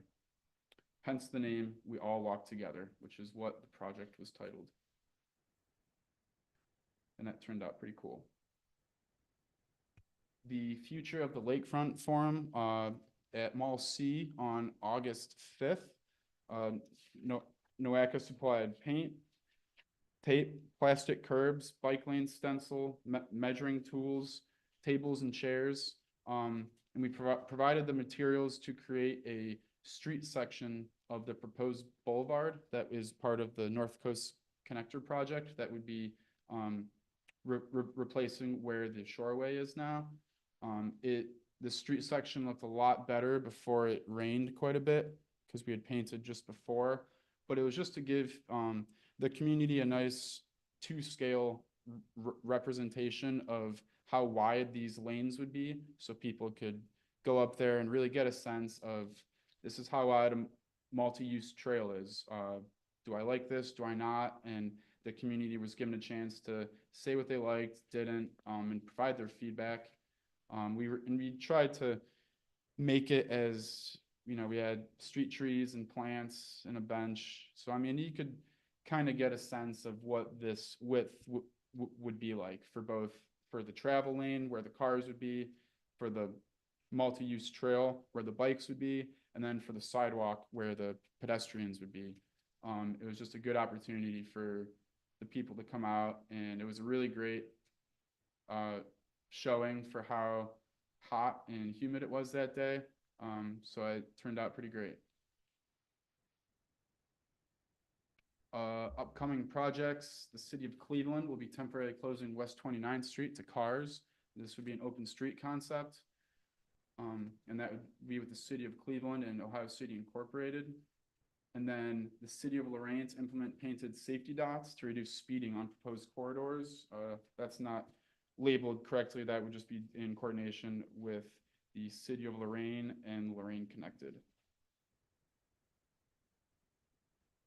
The upcoming West 29th Street closure. This would be closing the northernmost 2 blocks of West 29th Street, closing to cars and traffic, opening up to pedestrians. NOACA supplying a bike rack, a parklet, tables, chairs, artificial turf, street barriers, crosswalk tape, and planter boxes to help make this space enjoyable, usable for pedestrians, and just a space that pedestrians have that they did not have when it was used for cars. And then the City of Lorraine is looking to implement the safety dots at mid-block crossings to reduce speeding at proposed corridors. These are designed to be a low-cost, quick way to help slow down cars. It just makes them more aware, more alert, kind of a disruption in the smooth, just that smooth color of the surface. They're planning to install these on East 31st Street, Ashland Ave, and Edgewood Drive. And if this demonstration project is successful, the city plans to further study the safety dots in an official federal highway experiment with FHWA. So I think this is kind of a interesting, fun project. I'm curious to see how this turns out, but it's kind of cool. So yeah, if you, your community, or any neighborhood group you know of is interested in any kind of temporary quick build project, like I said, this can range from anything from adding tables and chairs and planter boxes to help create a public space, to more of the street paint delineators and tape to either create a bike lane or close off a lane, or just change the traffic pattern. So I mean, there's a wide variety of things that the street supplies and inventory can assist you with. The NOACA Street Supplies Program is funded by the OCPG Fund. And for next steps, NOACA staff will continue working with communities to provide requested materials for temporary installation of multimodal transportation and placemaking projects. Thank you. And are there any questions? Yes. Jacob. I just want.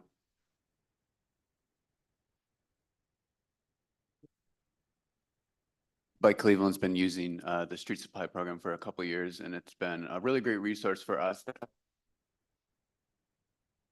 help mobilize residents' desires for safety in their neighborhoods. It's been really great. Thank you. Yeah, and we're always kind of looking for if input or ideas or different things that you guys could think of that would be helpful that we could provide. You know, we want this inventory to be as useful and beneficial to the community as it possibly can. So, I mean, feel free to reach out to me really with any idea or suggestion. I'm pretty flexible for new ideas and things. So, Andy. Thank you, Madam Chair. Would you please go back to the picture of those dots? Oh, all right. I don't know what that is, but I think you mentioned a mid-block crosswalk. Where is it in this picture? these would be, no, the safety dots would be implemented at mid-block locations. So they would not be put at intersections, essentially. A mid-block crosswalk? Or just I may have misspoken. These are to be placed at mid-block locations. all right, I believe you also mentioned the Federal Highway Administration experimentation process. Yes. The way that works is they have to apply for permission from FHWA before they do this. They're not allowed to do it, write the report, then send in the application for permission. So I think they have one of the steps out of order. Okay, yeah, so the city has, they've done something like this before with a federal experiment with FHWA regarding the advisory bike lanes. on East 31st, which Street Supplies helped them with that back in 2018, 2019. So I know that they know the process and they've been in touch with FHWA, but I will remind them of your comment. Thank you. Thanks, Sam. One question, well, two, real quick. Do projects need to be like an AT or a safety plan in order to do a temporary project, or is it? It does not have to already be included in an existing plan. It's just that if it's this is kind of the opportunity to test out whether it should belong in a future plan. So it does not have to be, as an existing recommendation somewhere. But I mean, you do need, obviously, like we do, you can't just go out there and put anything you want down. We do need to be in touch with ODOT and FHWA. But yeah, it does not need to be a part of an existing plan to use the street supplies. Okay, and my second quick question is, when we receive street supplies to use, is there any opportunity to get evaluation tools or education on how to evaluate a temp demo project so that can be used for implementation funding in the future? Yeah, so some, I think, understand, some groups collect, like data before, during, and after to help their argument or their case on why this project, should be done or included in a future plan. Collecting that data definitely helps, whether it's use of a crosswalk or just number of people using something, that data is helpful. Yes, I was just curious, does the NOACA give tools when they give out the street supplies? Or do the municipalities have to make it up on their own? Or is that something you could do in the future? Yeah, I mean, I think we don't, I think provide, I don't think we really provide many tools, but we would work with you on kind of the help you would need to further that project. That's a good question though. We can look into that. Any other questions? Not, okay, then we will move on to our next presentation.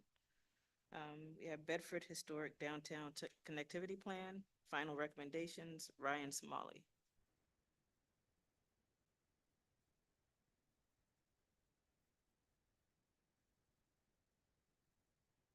Okay, Ryan Smalley with Envision.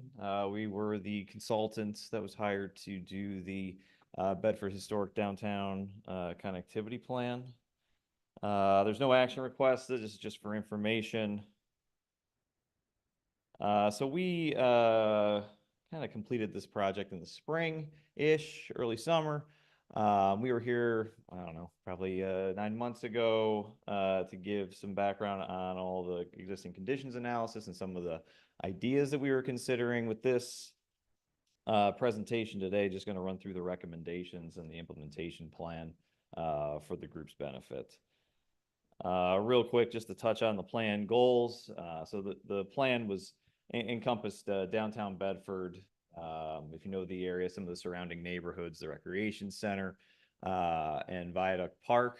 The goals were to increase access and mobility for all modes of travel, really looking at trying to increase origins and destinations, particularly from the Bedford Reservation into downtown and then some of the other assets in the area. And make the area safer for pedestrians and cyclists going forward. The downtown's pretty, there's a lot of speeding issues, a lot of challenges within the historic downtown, a lot of people that want to use it for pedestrian purposes. So part of our focus was to try to recommend some traffic calming measures along Broadway. So for the recommendations, they really fell into 3 buckets. One of the driving forces behind this plan was to, as I mentioned, find a trail connection that was viable from Bedford Reservation, connecting Viaduct Park, getting into downtown, and then ultimately the recreation center. So we looked at a variety of different options. I think of 5 of them were presented. All were scored and evaluated based on a set of criteria, how well the trails linked assets, minimized private right-of-way acquisition, costs, safety improvements, and how they connected the assets together. Again, with the objectives of really trying to keep people safe and have a facility, particularly a trail facility that could, that people 8 to 80 could use safely. So what was determined as the recommendation was alternative 2, which at the top of the map there by the dash green lines is the Bedford Civic Center along Center Road. There are some walking trails there today. The idea was to take this trail along the existing sidewalk, widen the sidewalk along the eastern side of Center to bring it down to the old University Hospital site, where we would utilize some paper streets and some right-of-way potentially from the University Hospital site to weave a trail up towards the public library. The whole idea here was to try to avoid the 5 Points intersection. If you know the area, it's a pretty hairy intersection with Broadway, Columbus, and Center.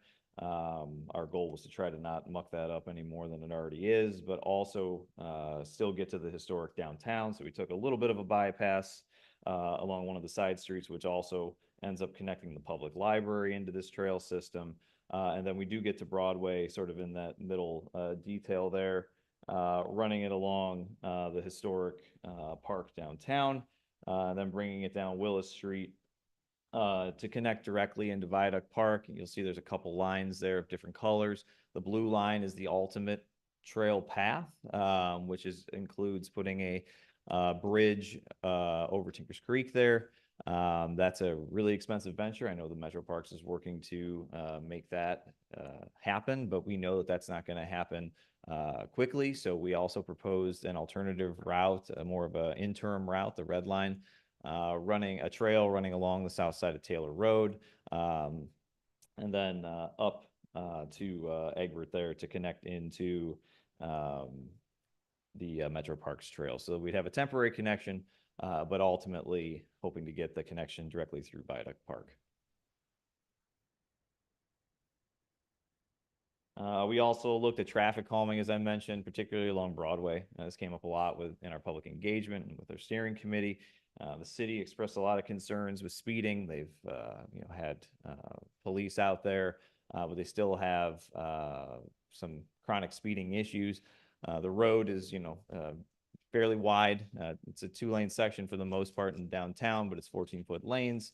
And they have this crosswalk here, which was a big topic of discussion. It's an existing mid-block crossing in the downtown. A lot of people use it. There's public parking on one side and then all the shops on the other. As you can see, there are some elements of a proper mid-block crossing. We have bump outs, we have decorative crosswalk, we have flashing signs. So some of the elements are here today, but we put together sort of a series of recommendations to augment those. The flashing beacon is consistently flashing, so we propose to put in an actuated, pedestrian actuated signal there. The city is already moving forward and try to do that. We also recommended extending those curb bump outs to sort of minimize that 14-foot wide mid-block crossing down to 12-foot, and propose putting in a raised pedestrian crossing there to continue to help alert drivers that this is an actual crossing and that they need to slow down. The city's kind of going to do this in phases, the actuation, and then the bump outs and the pedestrian, raised pedestrian crossing. For Broadway itself, particularly in the downtown, we're really talking a couple thousand feet within the downtown from the 5 Points intersection south. Looking at adding more curb bump outs. Some of the intersections have them, a lot of them don't. Obviously, we don't want to restrict some of the truck turning movements. This is a truck route. It's going to continue to be a truck route, so we need to be cognizant of that. Also looking to reduce lane widths from 14 down to 12, again, just to slow that speeding concern down, and considering installing speed tables. I think they're talking to NOACA about trying to implement the street supplies program that Sam mentioned earlier along this corridor in a couple locations to see how it works before they go jump in completely. We also looked at sidewalk improvements. The majority of the area has sidewalks, but there's a rail line that sort of bisects this image here, and a lot of the assets to the south, and I guess that would be west, don't have sidewalks. There's some industrial areas, some lower income housing. So we wanted to make sure that we address some of these gaps in the sidewalk network. So these four connections were prioritized for improving sidewalk connections on the southeastern side of the study area.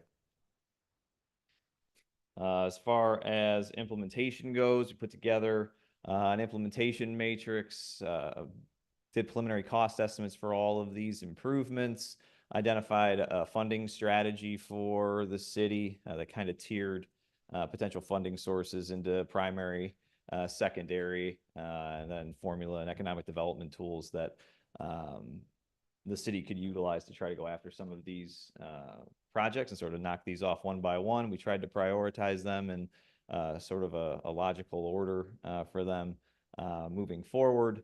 And you can see the implementation matrix there. And that's the financial impact of the project, $80,000 for the TLCI planning study. And the report is going to be finalized based on comments, and then we will apply for implementation funds. Any questions?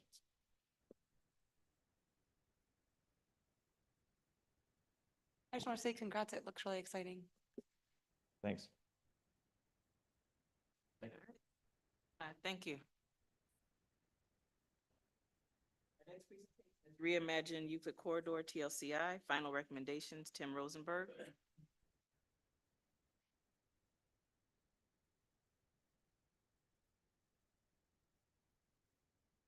Thank you. Talked about this a few months ago at the last meeting, and had some public meetings since, so we wanted to provide an update on that. No action is requested. This is for information only. And we also showed the recommendations back in May and also in November. So this is just a recap. This is our project study area. It runs basically from Stokes to Windermere Rapid Station. It includes streetscape improvements that will extend through that area and all the way to Ivanhoe in East Cleveland, basically the city line on the eastern end of East Cleveland. Here are our project stakeholders, primarily NOACA and Greater Cleveland Regional Transit Authority, but also cities of Cleveland and East Cleveland, UCI. We also worked closely with the County Land Bank and the Planning Commission, ODOT District 12, and University Hospitals, Case Western, and a number of other stakeholders around the University Circle and East Cleveland areas. We held public meetings last summer, back in summer of 2023, and we heard a number of things at that time, and also from our stakeholders, including support for extending the Healthline dedicated lanes, pedestrian and bicycle accidents being a significant issue in University Circle, and something that we wanted to focus on trying to address. RTA's preferences as far as the way that the dedicated lanes would be configured so that they would have a continuous bus lane.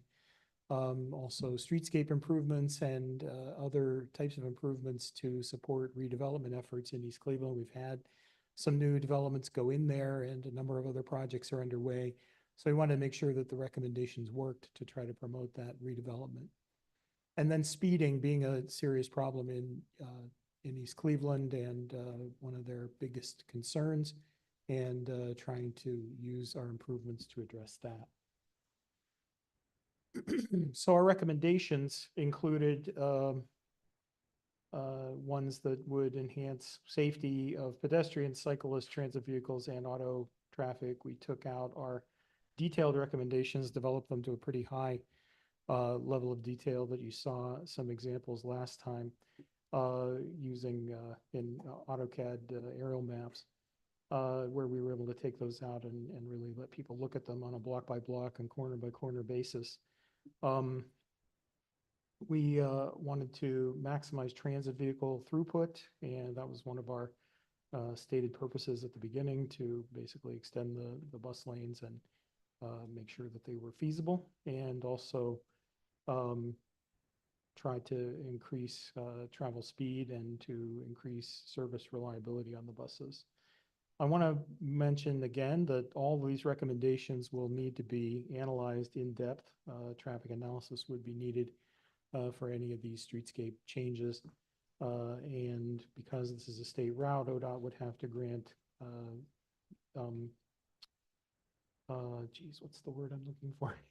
They would have to grant exceptions basically to the 12-foot lane width standard if we took the lane widths down, design exceptions.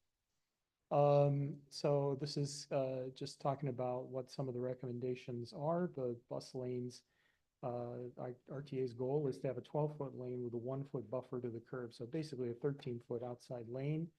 This is possible in the Cleveland section of the corridor. We are recommending 12-foot plus 1 foot buffer. In University Circle in East Cleveland, because of the cross section, we aren't able to manage that, and we're recommending an 11-foot plus 1 bus lane there. The bus lanes would also allow for use by bicycles and by right turning vehicles, so which would be using to turn into driveways and right turns at side streets. This would require narrowing lanes, and the city of Cleveland has stated a 10-foot goal for traffic and turn lanes. So we would be narrowing in University Circle. In many places, the lane widths are actually over 12 feet now. We'd be recommending that everything be taken down to 10 foot. In most places in East Cleveland, the lanes already are 10 feet wide, so we would be maintaining that. We would be investigating restriping the lanes to provide ideal lane widths for turning, travel, and BRT lanes.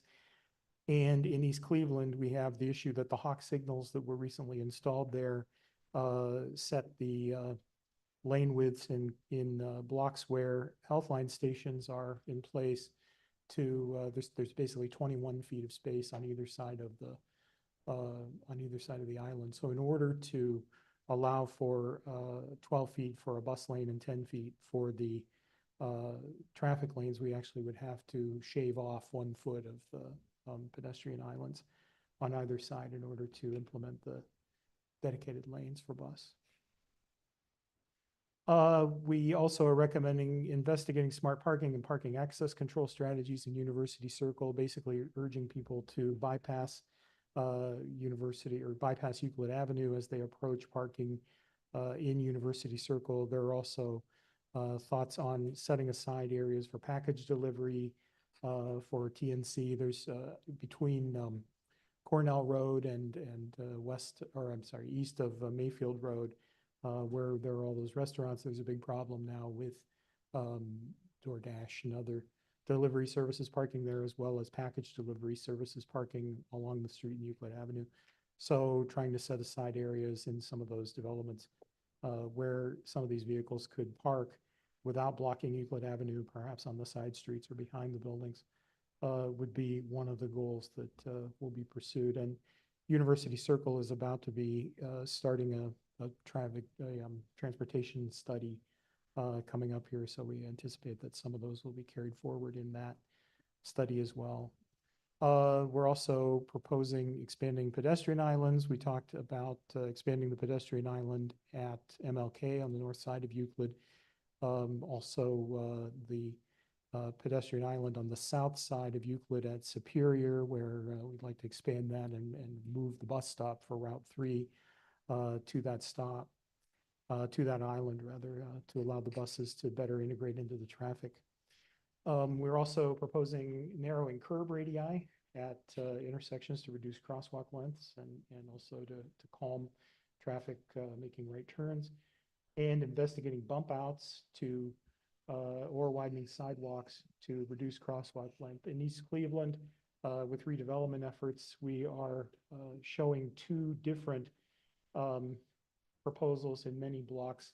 In one, we would be showing protected parking with bump outs at the intersections or extending the sidewalk. And depending on the type of development that's going in, they may prefer an extended sidewalk, which would allow for sidewalk dining or other activities on the sidewalk. In other cases, they would rather have front door parking. So we have both options there to put in, and they could be installed on a case-by-case, block-by-block basis. There's also the pedestrian bridge. We're recommending that we continue investigating ways to improve conditions under there. There are a number of these recommendations that might respond to, and I'm going to talk about later, to tactical improvements like the type Sam talked about, that could be put in place pretty easily, and this may be an application of that. There are also long-term issues with this, with actually improving the bridges that need to be addressed as well. We did that one. So we just held some public meetings the end of June. We did 2 meetings in East Cleveland on the 25th at the Salvation Army, 2 at Abington Arms, which is that apartment complex right at Mayfield and Euclid, and those were on the 27th, and certainly had pretty good turnout at these meetings and some lively discussions and long discussions afterwards. The comments generally supported the project recommendations, and some of the ones that particularly were popular are the ones that Andy does not like. So that would be like scramble crosswalks at Euclid and Adelbert, restoring the western crosswalks at Adelbert, UH, and Cornell.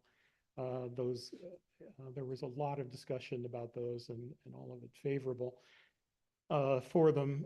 Expanding the pedestrian island, particularly at Euclid and Superior, extending the curb bump outs and reducing curb radii, identifying alternate locations for delivery vehicles, and improving conditions under the railroad bridges. The people at the apartment complex there in University Circle were very interested in that. They talked about how it's a barrier and they're afraid to go under there and so forth. So they were very happy about that, the people we talked to in the afternoon. Several stakeholders suggested going further. I mean, that was sort of the theme, certainly of the evening meeting, where we had some case students and other folks who live around University Circle. Extending walk times, particularly at Mayfield. The people at Addington Arms definitely thought they needed more time. A lot of folks in wheelchairs talked about that. Addition of the scramble crosswalk at other intersections, including Mayfield and Euclid, which I think would be a lot more complicated than doing it at Adelbert, but something that we wanted to pass along. Banning right turn on red wherever possible was something that several people mentioned.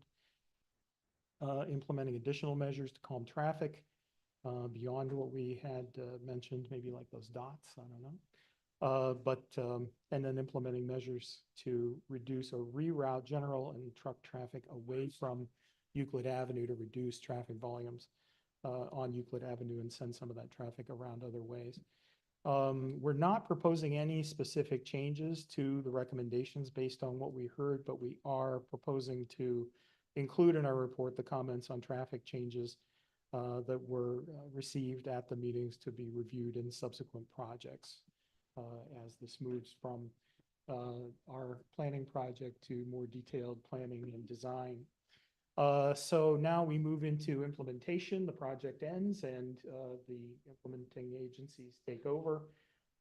This forms a catalog basically of improvements that can be used to create projects and also to place recommendations into design and construction projects going forward. Opportunities should be sought to make streetscape improvements as part of resurfacing and reconstruction projects going forward. And some elements could be implemented immediately and fairly cheaply using the types of tactical improvements that Sam was talking about with the street supply program. Funding, there are a number of ways that some of this can be funded. The TLCI implementation grants are an obvious potential source of funding for this project, as well as track funding for larger scale projects and other federal and state grants. FTA New Starts would be the obvious place where major construction and projects for bus lanes could be put in place, although the cost of implementing what's been proposed in terms of the bus lanes alone is pretty low, unless you included many of the streetscape improvements that could be done for, you know, a very low amount of money with just paint and signage and appliques. And then ORDC and FRA grants are potential funding sources for improvements to the railroad bridges, which are more of a longer term, I think, project. There are probably some tactical improvements that could be made there. Just painting underneath there and cleaning it would be a big improvement, but any major improvements are going to be very expensive and something that you would want to coordinate through FRA and ORDC with the railroads. So that's basically it. If we have any questions or comments on what we've done, this was a $150,000 TLCI planning study. And these are the final recommendations in conjunction with release of the final report, which will happen soon. Questions, comments? Andy. Andy? Thank you, Madam Chair. I could go on for an hour, but I won't, because I know everyone wants to eat. But would it be fair to say 3 months ago, we had a pretty spirited discussion about your preliminary recommendations? And they're reflected in the minutes. Would it also be fair to say that none of my recommendations are reflected in your final report? Let me give you one specific example. I want to make sure I understand this one. We talked about the slip lane, which is not a slip lane on Right, that's Euclid gone. westbound. We did get rid of that. We did get rid of that idea, eliminating the slip lane. That's gone. We're not doing that. All right, is it, the way I read this, you're including the elimination of the slip lane from the area, not the, you're No, not We're eliminating the eliminating it as a recommendation. recommendation. If that's written that way, it's a mistake. We're not- Okay. We're not carrying that forward. Thank you for the The clarification. island 'cause the island is being expanded. That's what we're recommending. That's but- absolutely fine. Right. But the slip lane, eliminating the slip lane is gone. We've taken that away. All right, I'd even, in your final wording, don't call it a slip lane because it's not. I know. And when people Right. see that, they It's jump actually, on it and yeah, that's right. they think it's something it isn't. Mhm. I'll just be very vague. It ends in here with saying something like all the proposed recommendations require refinement based on traffic analysis. Like I said last time, I think making a lot of these recommendations without that type of analysis is premature. I'm not going to ask it now for it now. I know you're done, you're closing everything up, but there is a lot more review that needs to be done for this final list to actually be implemented. Yeah. I'll just summarize it that way, because I think I requested a meeting with the team at the last meeting, or I said, meet with traffic engineering, and I don't think that ever happened. I think the planning people we were talking about. Yeah. I would Yeah. just say that these recommendations align with the city of Cleveland's goals. Oops, sorry. That's wonderful, but that wasn't what I asked of him. So we're still gonna have to have the meeting at some point, but it probably won't be done before you issue your final report. So just make sure that's mentioned in there somewhere. Thank you. Do we have any other comments? No? All right. So Thank you. we will move on to our next presentation. It's Regional Metro Parks Trail Connectivity Study, RMTCS, and updates Matt Hills.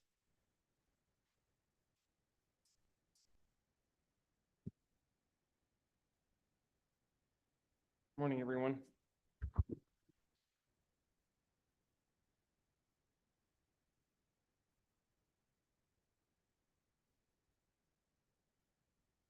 This is our second presentation to you, just for information purposes only. We're going to cover these topics today. We're really going to show you where we've gone since the last time we were here. Arthur Schmidt presented last time. So we're going to talk about the existing trail network analysis and then updates to the criteria. And what's been going on with engagement and then what we're going to work on over the next quarter. So just to refresh your memory, if you were here last time or if you were not, to try to bring you up to speed a little bit, this is a study that covers all 5 counties that NOACA serves. The intent is to develop a trail network that its primary purpose is to connect parks to each other and residents to those parks. But we are also, and so with that in mind, we are working with all 5 park districts that serve each of those counties. We organized the team and subgroups, as you see here, to try to do as much as we could for outreach and conversations and connectivity with as many people across 5 counties as possible. And so our project team, who we meet with on a bi-weekly basis, is listed there. Obviously NOACA, but then each of the 5 park districts, along with all 3 members of the consultant team, OHM Advisors, Tool Design Group, and Guide Studio. And then you can see on the lower grouping, we have a technical team who we are calling into these bi-weekly meetings approximately 10 times throughout the process to bring to the conversation at the appropriate points throughout the process folks who are very tuned in to planning for this type of work and design and implementation. And you can see the parties that we're pulling from for that technical team. Then at 5 points throughout the process, we are also meeting with a broader group of stakeholders from those groups that you can see in that middle box there. And then lastly, we're talking with you as we work through this process over about a 1.5 years, 1.25 years period. The principles that we are holding close to the process are, as you see here, partnership, because with such a large endeavor, we need lots and lots of people, everybody in this room, every organization you represent, to work together to implement this as well as possible. We are focused on not simply connecting people to parks and trails, but doing this focused on folks who normally would not have as easy a time accessing that network. Also, the intent here is to reduce our meaning the citizenry of Northern Ohio, our impact on the environment through active and alternative transportation. And we want to make sure, however, that each and every recommendation here is as feasible as possible, so that we're not just making pie in the sky recommendations. We want to make sure that this is actionable. The goals really group themselves into 3 different categories: connectivity and access. And that includes really the primary goal of connecting park districts to each other throughout the region. Secondly, to again focus on environmental justice as a high priority, and to improve safety for all users, but in this instance, primarily pedestrians and cyclists. Second grouping is based on modes of transportation and what the purpose of the transportation is. So we're looking to enhance the multimodal system, support transit use, and work on raising the use of the network for non-recreational, more utilitarian use, as in running errands, shopping, commuting to work, etc. Lastly, is we want to improve or reduce our environmental impact on the region through reducing carbon footprint and reducing traffic congestion. There's a lot going on here with this graphic, but the 2 main points that I want to emphasize here is that there are 3 different phases within the study. We are just wrapping up the existing trail network analysis now. We're moving into the trail network development phase, and then there will be an implementation plan phase after the network development is completed. The other point to make here is that for those first 2 phases, we're going through a data-heavy GIS analysis, since we're planning for over nearly 4,000 square miles of area, trying to to eat this elephant through that method. But then after that initial GIS analysis, going through a series of human conversations with technical team, stakeholders, general public. And so again, we're repeating that process here with the trail network development, going through GIS and data analysis, and then going out to people to see if we've got things right, where things are missing, does something not make sense? So we're going through that verification process. So what's been going on with the existing trail network? This link here can get you straight to an online GIS map, which will give you a lot more information than these simplistic screen captures you're going to see next can tell you. This is also available on the project website, so you can feel free to search for NOACA Regional Metro Parks Trail Study, and you'll find that website. But here are some very general captures of some of the primary analysis that's been done to date. First of all, we have taken the American Community Survey estimates that are based on the most recent census data and looked at what are people's reports on their walking commutes, on their biking commutes, and on their transit commutes. Again, the data here might look a little weird, like why are some of these census tracts looking so dark, as if you've got heavy transit use, out west of the study area? That might look weird here, but if you zoom in on the map, things will probably look more understandable and what you would expect. We also took the data from the replica source, which is, I want to make sure I'm telling you this correctly. It's an online platform that utilizes mobile location data, consumer data, built environment data, economic activity data, and ground truth data to generate its trip estimates. And so the purpose here is to look at all modes of transportation, not just non-motorized, and to look at what is the current what is the current pattern that's shown here for both walking and cycling? For walking and cycling distances, not necessarily walking and cycling mode of transportation. So this starts to tell us what is possible for someone who's walking and what are people actually doing through tracking of cell phone and other sources of data. So we looked at weekday trips that are for less than 3/4 of a mile. So that's to symbolize what it would be if you were walking from one place to another. And weekend trips for that same criteria. And then we also looked at weekday trips for less than 3 miles, which is the distance that we're using for bicycle commuting, and what it also looks like for weekend trips. Again, I understand this data is probably not even intelligible at this scale, but we're just showing you what the general series of analyses is.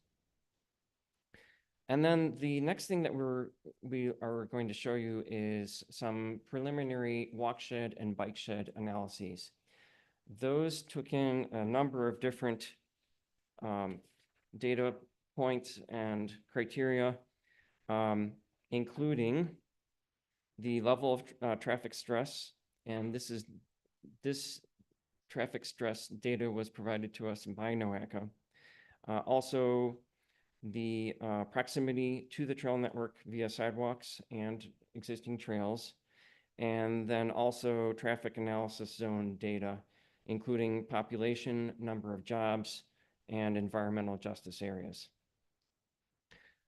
So what does that start looking like? We did an analysis of the existing walk shed, and again, that's going to be within a 3/4 mile distance via sidewalks and trails. And what you see here is the darker green lines, which are existing trails. So just as an example, you can see like the Valley Parkway trail here. that starts to give you, and then here's the towpath trail going north-south.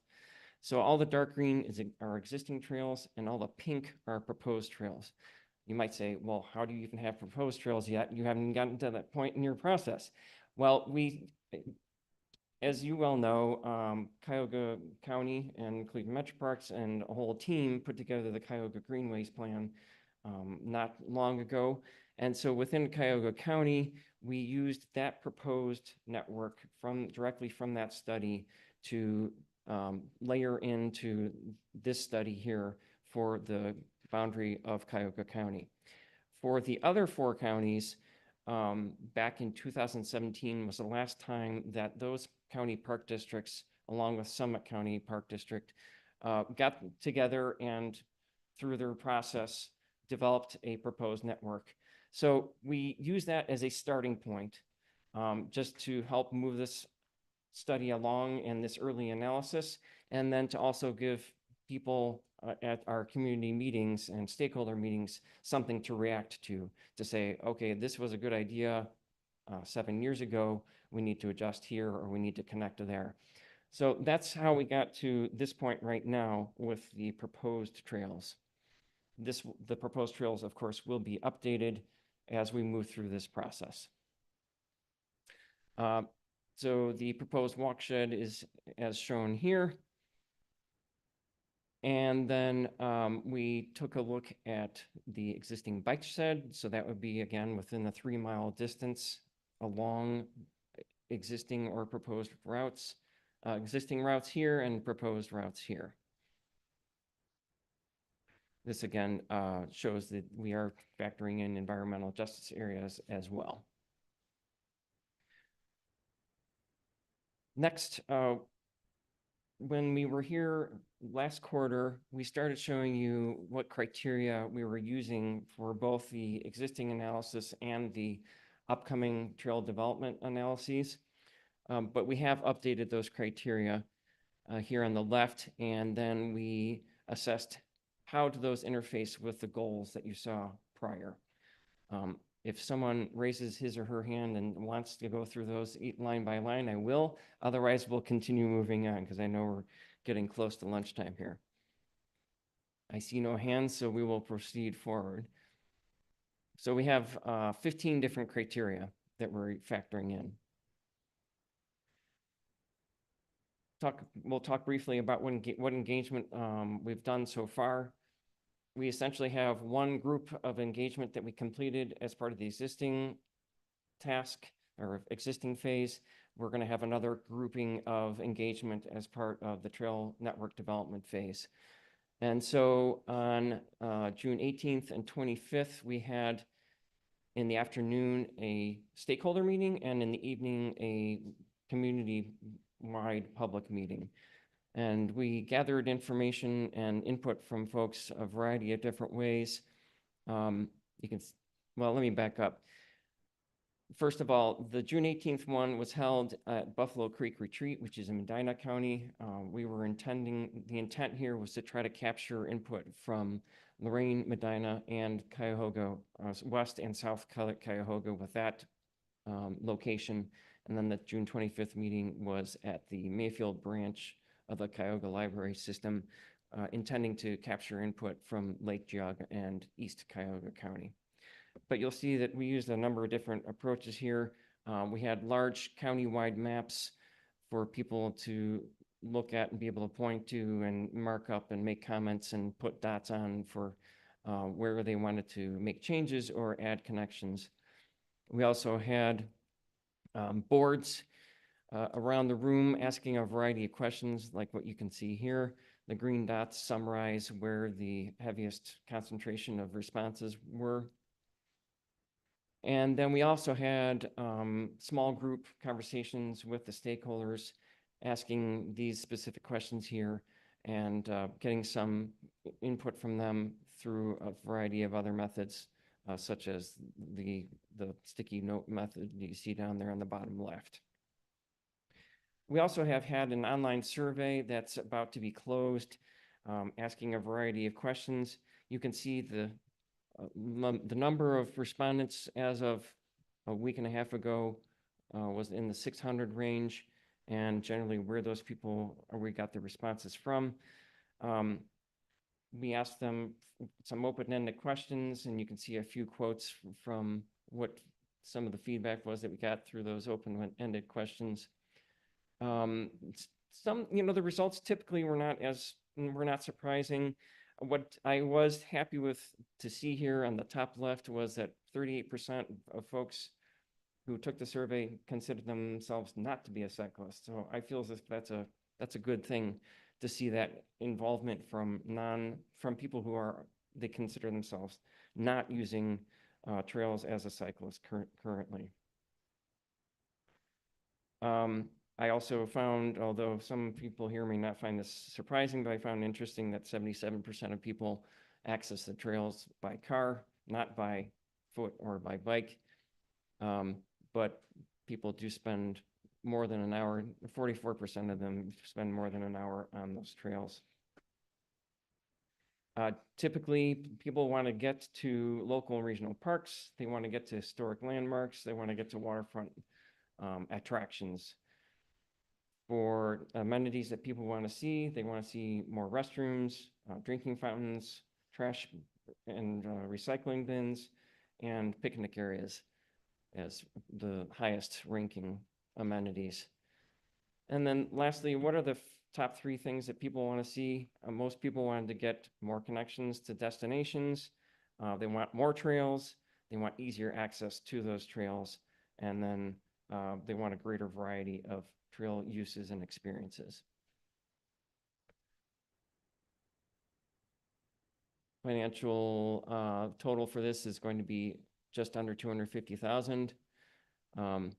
It looks as if maybe our last slide did not make it in here, but our next, here we go. Next steps are when we come back in 3 months, we're going to have a summary report for you about the trail network alternatives that came out of the trail development phase.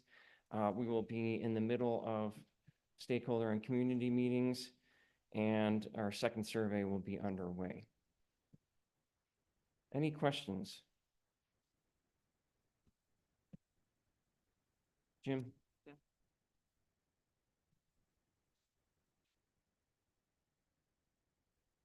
Jim, can you turn your mic on? Please, thank you.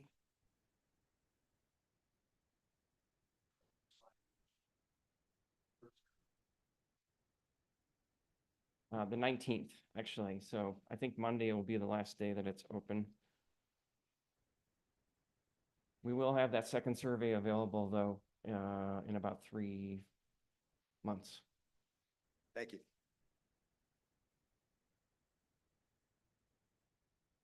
You mentioned the upcoming stakeholder meetings, 3 and 4. Do you have any idea where those are going to be and when? Yes, those will be held. We have not determined the actual location yet, but they will be held in locations similarly to the last ones, where we're trying to capture as many people from adjacent counties as possible, since we have a limited number of community meetings. Those will be in the late fall, if I remember correctly, mid fall. Those will be advertised on the website. We will notify the project team, the technical team, and stakeholders of those locations and dates, so they can disseminate that information through as many channels as possible. For this first series, we encourage people to use their mailing distribution lists as an email, through social media, yard signs we provided graphics for. So we've been trying to get the word out as best as possible through a wide variety of communication channels.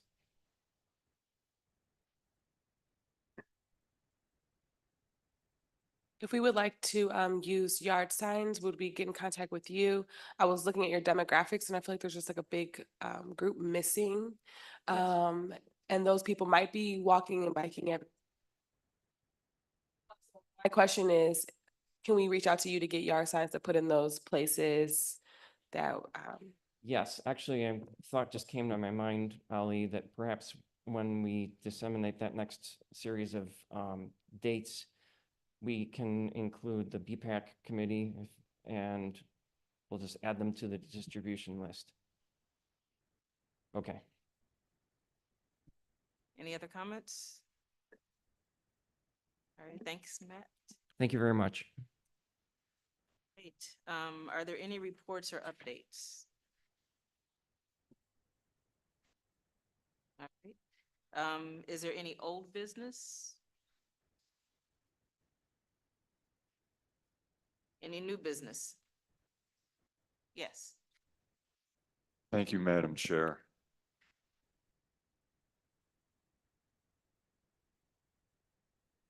Is this on? Oh, here we go. Sorry about that. I want to talk about 3 bike crashes that I think a lot of people on the committee can use as learning experiences. There were 2 fatal crashes in June in Cambridge, Massachusetts, in lanes that the cyclists believe to be protected bike lanes. And one of them, a 24-year-old PhD student at MIT, was killed in a right hook crash. And then another woman from Florida was killed in a right hook crash. At one of the intersections, there was no signal phase protection for the cyclist. She probably didn't understand the threats associated with that bike lane design. At the other, there was an attempt to provide signal phase protection, but the execution was very sloppy. And I could understand why the approaching cyclist might not have known whether it was safe to proceed or not. But both of those scenarios beg the question, how could somebody be killed within a protected bike lane? The third one, thankfully, was not a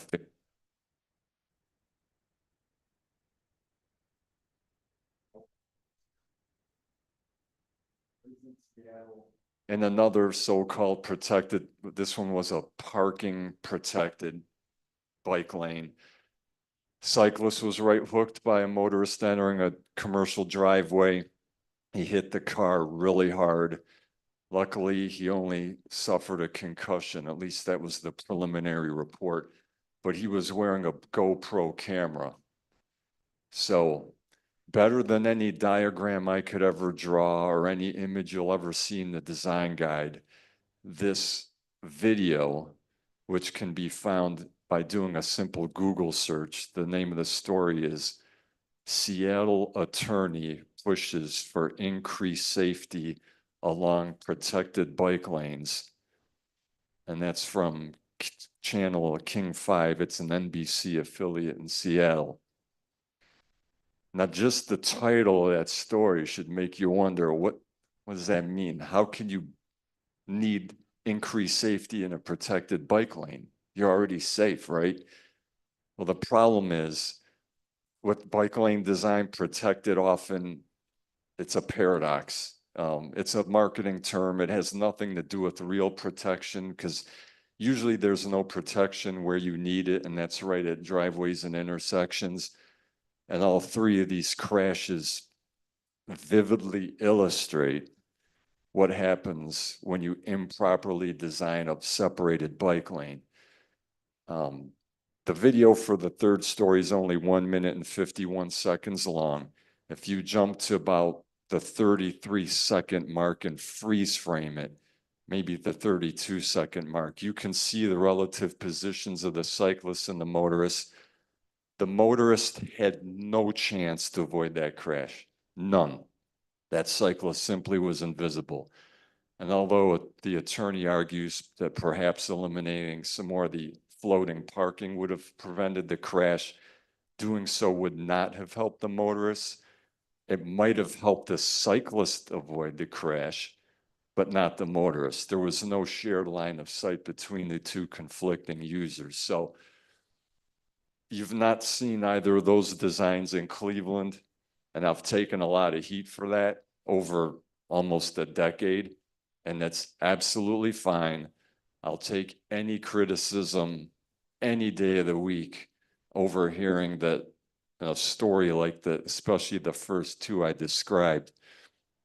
But this is more a note for the design engineers in the room and the plan reviewers. Designing bike lanes isn't a popularity contest.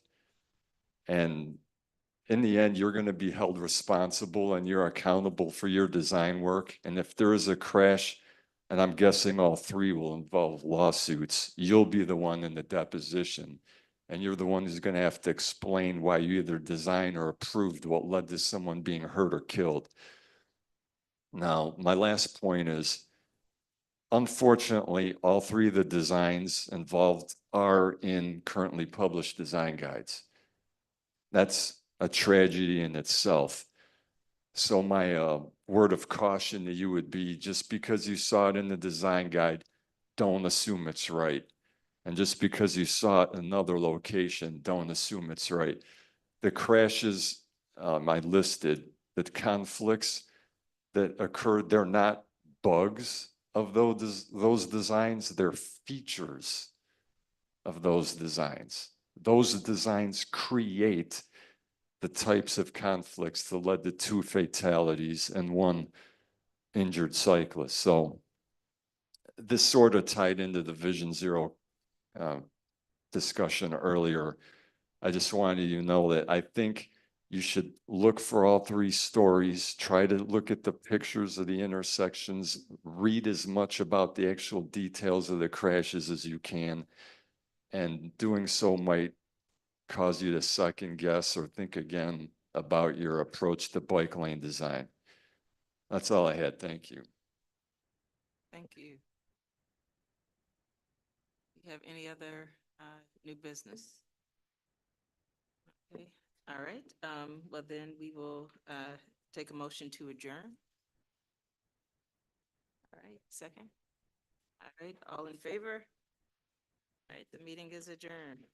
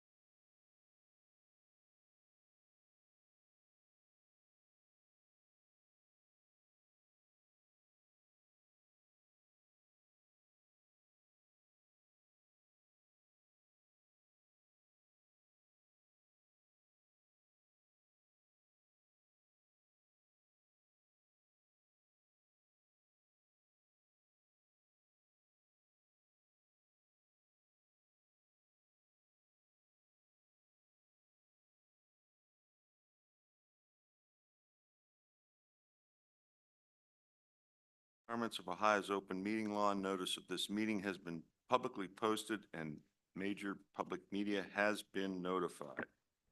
NOACA conducts its meeting in accordance with Robert's Rules of Order. Actions during the meeting will be taken by voice vote.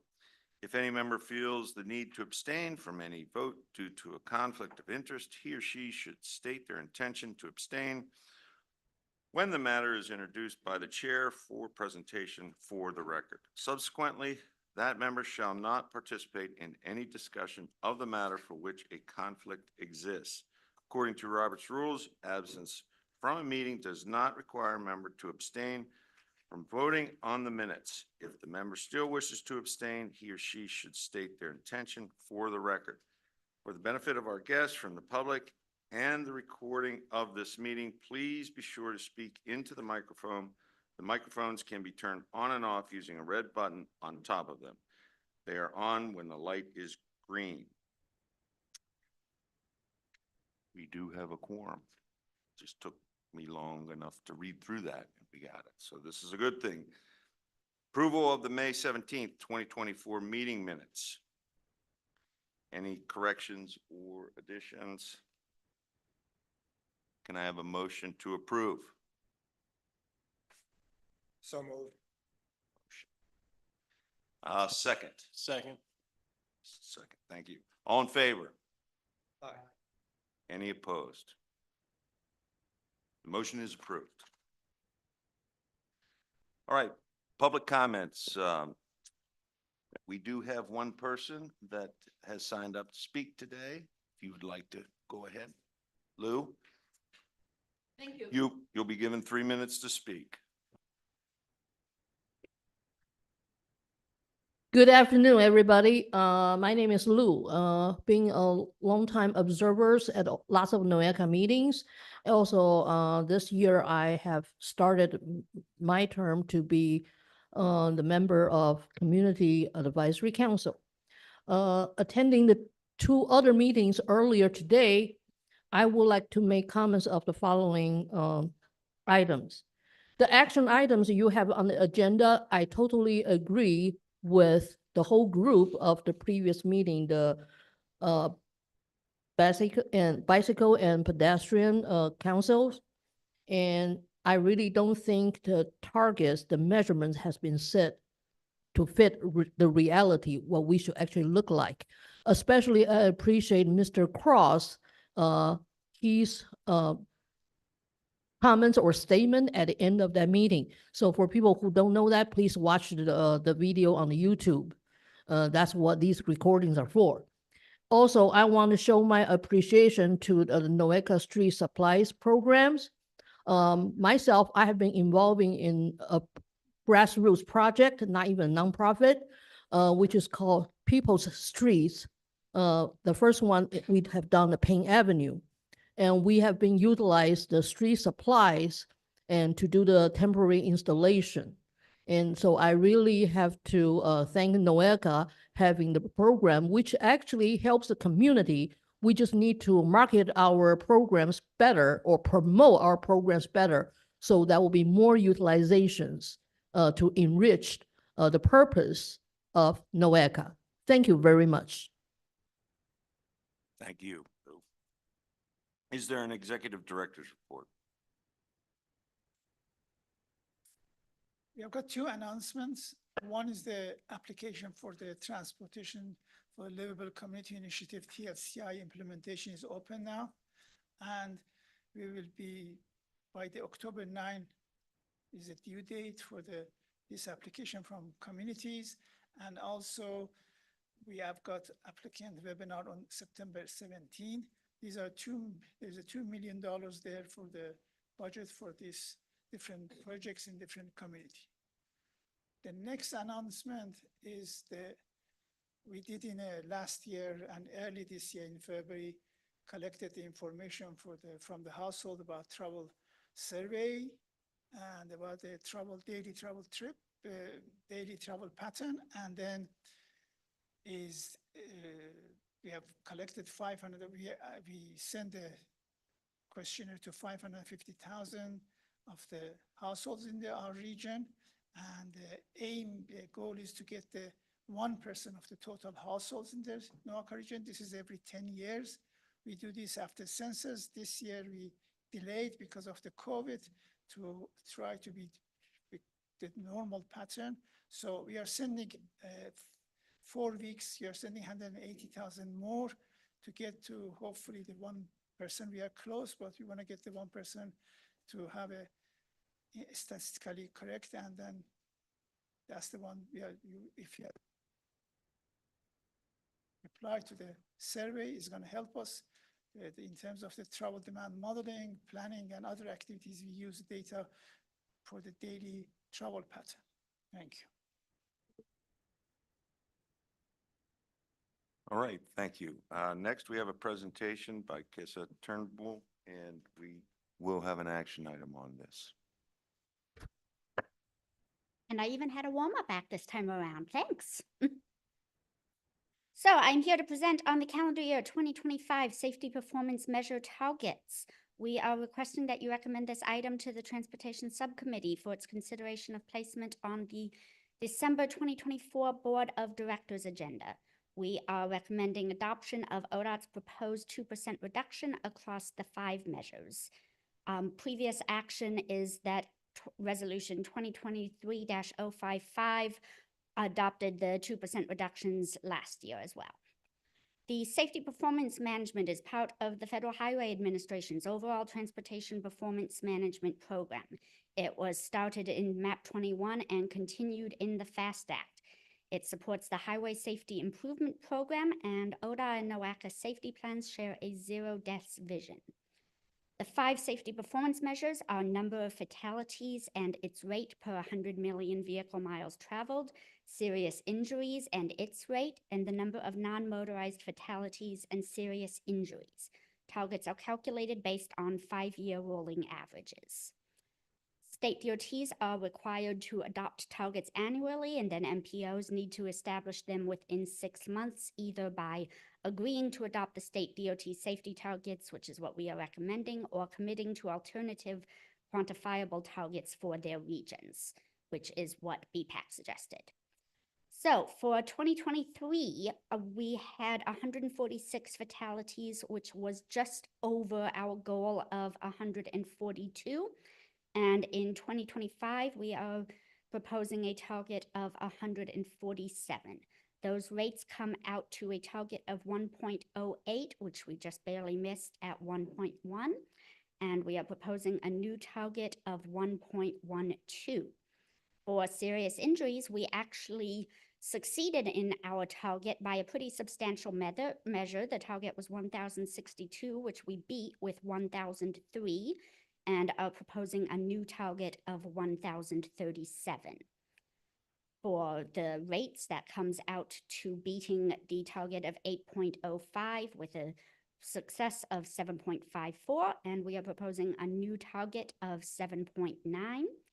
And for non-motorized fatalities and serious injuries, we distinctly missed our goal because we had a target of 153 and came out with 170, since the entire country is having a crisis of non-motorized vulnerable road user fatalities, and we are proposing a new target of 155. So we are once again recommending adoption of the statewide target of 2% reductions for the region. Fatalities, 147, with a rate of 1.12 per 100 million vehicle miles traveled. 1,037 serious injuries for a rate of 7.9, and 155 non-motorized fatalities and serious injuries. There is no financial impact to this item, and pending board approval, the long-range plan and tip safety-related targets will be updated. So once again, we are asking that you recommend this item to the Transportation Subcommittee for its consideration of placement on the December 2024 Board of Directors agenda to adopt the 2% reduction across the 5 safety performance measures. Thank you. Can I have a motion to approve? Motion. A second? Second. Any discussion? Chair. Go ahead. So for FHWA and the entire U.S. Department of Transportation, safety is our #1 priority. So I want to thank NOACA and all of you in your individual communities for making it an emphasis. Having said that, just going briefly through the slides here, I'm not sure I have that same data. If you could please verify with ODOT. What we're looking at is the number of fatalities and serious injuries, not the number of crashes, because there can be multiple people involved in a single crash. I'm not saying you're wrong. I'm saying off the top of my head, I don't think that's the same that I've been looking at.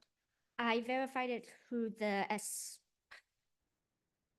State Highway Patrol. Okay. One other thing, looking at NOACA's safety planning, the plan called SAVE calls for a 50% reduction in yearly traffic deaths by 2040. Applying a yearly 2% reduction, I did some quick math, it does not meet that. So generally in planning, we like consistency across planning documents. So I want to encourage better alignment along those lines. Thank you. All right, thank you. Any other discussion?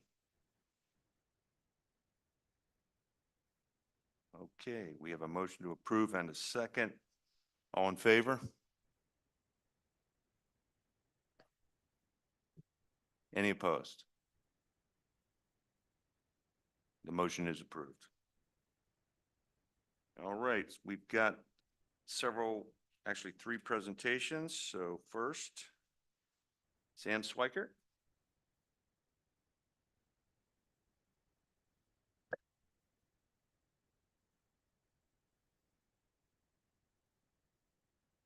Good afternoon, everybody.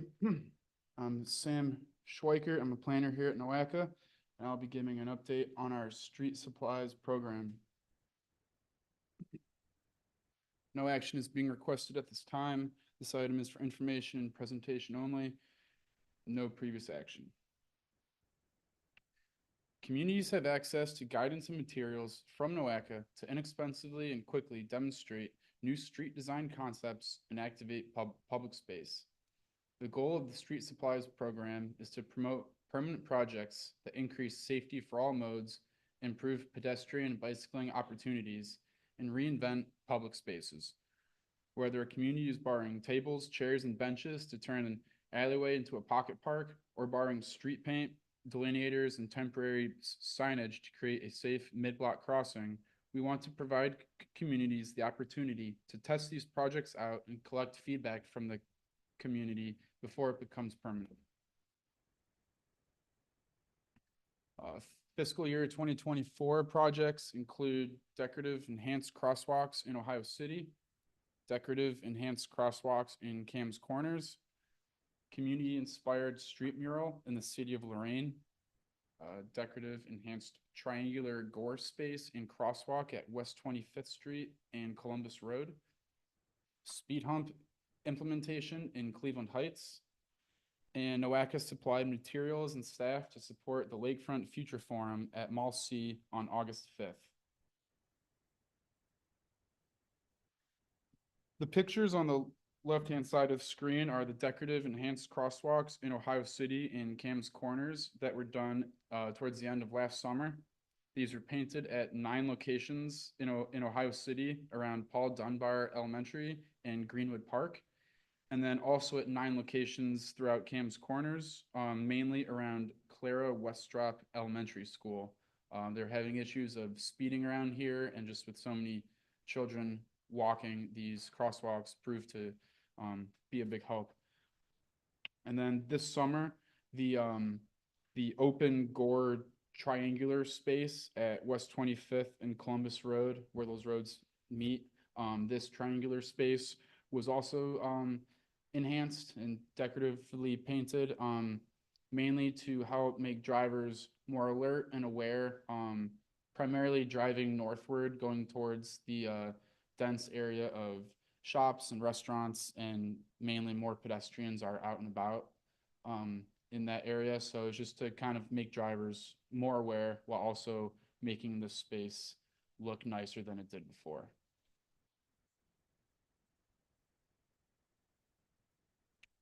We provided 2 speed humps to the city of Cleveland Heights. These are to be implemented on South Taylor Road and Harcourt Drive, where they are currently experiencing some speeding issues. So we're hoping that these speed humps mitigate that issue.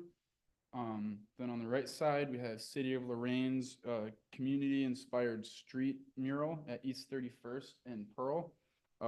This art mural stemmed from a grade school drawing competition where kids were asked to think about the cultural diversity of the City of Lorraine and how that can bring people together. Hence, the title of this project was We All Walk Together. And they had a lot of volunteer help, and it turned out to be a really nice day, just bringing the community together for that project.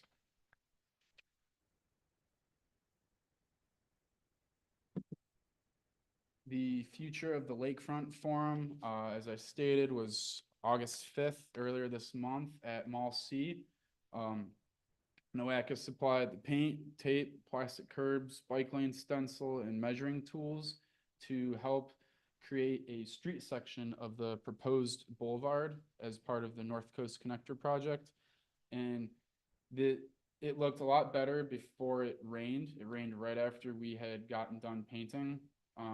But we wanted to create a 2-scale street section of this boulevard so that people could go and stand in the middle of these lanes, or just at least look at how wide a multi-use path is, how wide the travel lane is, and and they could provide their feedback whether they think one of the lanes was too wide, too narrow. They got a lot of really valuable feedback, and then it just turned out to be a good day. A lot of people were interested in the project, and it was, I think, the street supplies program really helped this kind of be a success. 2 upcoming projects we have, the City of Cleveland will be temporarily closing West 29th Street to cars. This will be an open street concept where pedestrians can freely walk about this area. And this is the 2 most northern blocks of West 29th Street, just south of Detroit. And that would be cooperation with the City of Cleveland and Ohio City Incorporated. And then the City of Lorraine is looking to temporarily implement painted safety dots to reduce speeding on proposed corridors. This is mislabeled. That would be with cooperation with the City of Lorraine, not City of Cleveland. But they are looking to. So the City of Cleveland temporarily closing West 29th Street. This is just kind of the plans and renderings. NOACA is supplying a bike rack, a parklet, tables and chairs, artificial turf, street barriers, crosswalk tape, and planter boxes to help make this space enjoyable for pedestrians. A space that, pedestrians haven't been able to utilize or enjoy up until this closure. So it should be a pretty neat project. And then the City of Lorraine is looking to do a temporary demonstration project with safety dots. These are designed to be painted at mid-block locations to alert drivers. This is in cooperation with Lorraine Connected. It's planned to be installed on 3 different local road corridors where speeding is currently an issue. If this temporary demonstration project is successful, the city plans to apply for experimentation with FHWA, which they have experience with. The City of Lorraine had an advisory bike lane experimentation process maybe about 5 or 6 years ago with FHWA, and that turned out very well. So if you, your community, or any neighborhood development group you can think of are interested in any quick build demonstration projects, like I said, we have a broad range of inventory, whether it's tables and chairs and planter boxes to create a public space, or delineators, tape, street paint to create curb extensions or mid-block crossing, or to enhance a crosswalk. There's a lot of options that we can help you out with. So don't hesitate to reach out to me about that. Financial impact, the NOACA Street Supplies Program is funded by the OCPG Fund. And the next steps include NOACA staff will continue working with the communities to provide requested materials for temporary installation of multimodal transportation and placemaking projects. Thank you. And are there any questions? Real quick, Sam, do you have enough materials or are you having to turn people away? Sorry, can you Oh, repeat sorry, that? do you have enough materials or do you have to turn down requests ever? We have enough materials. I'd say maybe I will have to minimize, like I'll tell them that we may not have all that, and usually groups are more than happy to just receive whatever they can get. But that really only happens if like two projects are going on at once and one group has something that the other group wants, but typically if it's just one group that we're working with at a time, we either have everything they need or we could acquire what they are looking for. Thank you. I ask because this is something FHWA supports, so we want to make sure, if you need more funding, we can look for ways to be flexible. Okay, yeah. Is there anything else, Mr. Cross? Thank you, Mr. Chair. Would you mind going back to the mural in Lorraine? The intersection mural?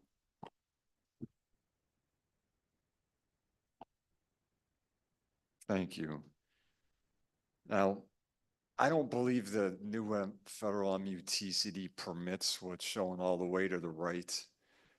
It would be allowed in what would be considered not the traveled way, say inside painted bump outs. The concern would be, I just imagine my kids crossing here. They would be very well camouflaged by this. Now, road users don't experience art from Google Earth. The image is much flatter. And there Right. wouldn't be any contrast between my kids and this jumble of colors. A couple ways to improve pedestrian safety is improve the visibility of the pedestrians and improve the visibility of the crosswalks. Here, it's hard to tell where the crosswalks start and end and where a pedestrian might be because the background would blend in with their clothes. It would make them harder to see. So even if the city was willing to accept the liability, or at least possible liability of doing something like this, I don't recommend that NOACA endorse something like this. To me, it doesn't look like in any way would be a safety enhancement. Maybe initially drivers would be so confused they would slow down because they don't know what they're driving into. But it's just, I wouldn't consider it a safety treatment. It is art. See, another problem, not problem with art. Art is supposed to be viewed and admired. Well, let's put it somewhere where people can actually stop and look at it and admire it, where they don't have to worry about someone running over them. And the second thing, my apologies to the people who were here this morning. This will be a little repetitive. The dots that Lorraine's calling safety dots, did they provide any evidence in their application that these do somehow improve safety? So part of the like demonstration and the trial project, that which is only like those would initially only be put down for maybe a couple weeks. And part of the demonstration part of that is to observe how well or how not well they work. And depending on the success of that couple week trial period, then they would possibly pursue an application to experiment with that with FHWA. Okay, then sort of to repeat what I said earlier, they are jumping the gun here. The purpose of the application for experimentation is to see, is it a sound experiment? The feds do not approve every application for experimentation, and this might be something they would turn down because they wouldn't expect it to be successful. So I don't recommend that they proceed before they send their application in. At the very least, FHWA may give them guidance on how to adjust it what changes to make before they're allowed to implement this. Maybe, I'm very skeptical that this would do anything to slow people down long-term, but they're really going out on a limb, trying it without that permission from FHWA first. I mean, they're not gonna paint these if they do not have their permission from ODOT and FHWA. Like with that street mural, I had the same like those things that you brought up, I brought that up when I contacted ODOT and FHWA to make sure that they even had the right to paint that, area, and they explained, they kind of explained to me, since it's in the middle of the intersection, MUTCD did not, as long as it's in the middle of the intersection and not, that was okay, then that was. Very interesting. Okay. Yeah, That wouldn't be my Sorry. interpretation, but I believe you. okay, Thank you. I definitely made sure it was okay with both of those groups. And though it was also an intersection of the two local roads.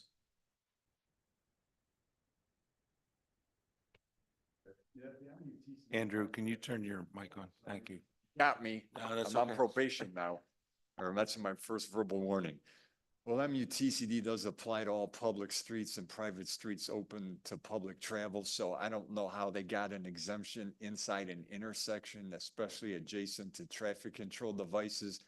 There's even a part of state law, Ohio Revised Code, that prohibits anything that diminishes the effectiveness of a traffic control device, such as say, stop signs or crosswalks, and I could certainly argue that this is a massive distraction and would diminish the effectiveness of any devices, but I guess it's open to interpretation. Yeah, the city of Lorraine did this before. The reason they wanted to do it again was because when they first did it in 2018, it just worked out so well, so they just thought they'd try it again. But I do understand all the points you're making.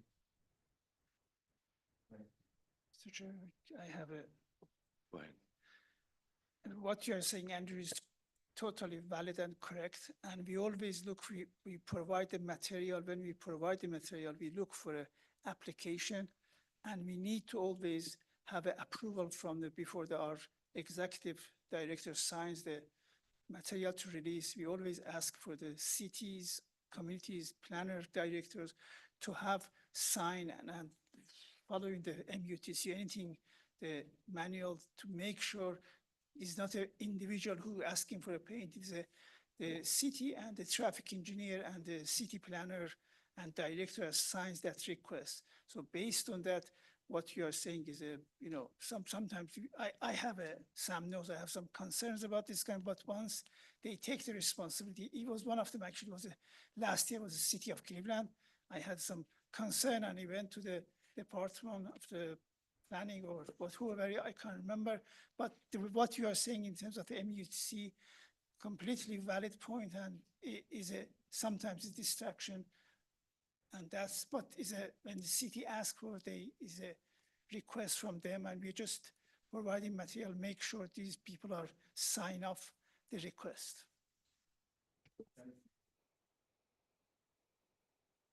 Did you have anything else? No. Okay. I'll talk more later. I want to let other people have it. Sounds good.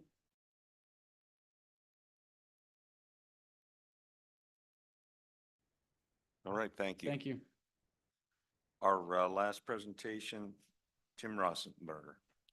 Oh, nope, sorry, missed one. Ryan Smalley. All right, thank you. Ryan Smalley with Envision. We're the project, was the project manager on this TLCI planning study for the city of Bedford for the historic downtown connectivity plan. We're going to go through the recommendations for this plan and the implementation chapter of this plan. There's no action requested with this. This is just informational for the group. So real quick, just going to touch on the goals of the planning study. This was a study focused on the downtown Bedford and some of the surrounding neighborhoods, surrounding the rec center complex down to Viaduct Park. Some of the goals with this project included improving accessibility and mobility for all modes of travel, specifically looking at non-motorized transportation connectivity, trying to get the connectivity to the Bedford Reservation, the Metro Parks Trail that runs to the south of this, into the downtown and the surrounding neighborhoods, looking to improve safety for cyclists and pedestrians as well. So as far as the recommendations go, they kind of fell into three buckets: trail recommendations, traffic calming recommendations along Broadway, and sidewalk recommendations within the study area. One of the main focuses of this study was finding a trail that would connect the historic downtown and the rec center and some of the assets within the city to the Bedford Reservation. We did a lot of existing conditions analysis that proved that people were using the Metro Parks Trail, but not really coming downtown at all. So we looked at a variety of different alternatives. I want to say 5 in total, with the goal of trying to connect those assets and finding a safe facility to do that, not propose bike lanes everywhere or sharrows, to actually try to find a separated facility if possible. So in looking at all the alternatives, we scored these alternatives based on a set of criteria. It came up with the alternative 2, which is highlighted in orange on the map there as the preferred alternative for the trail connection.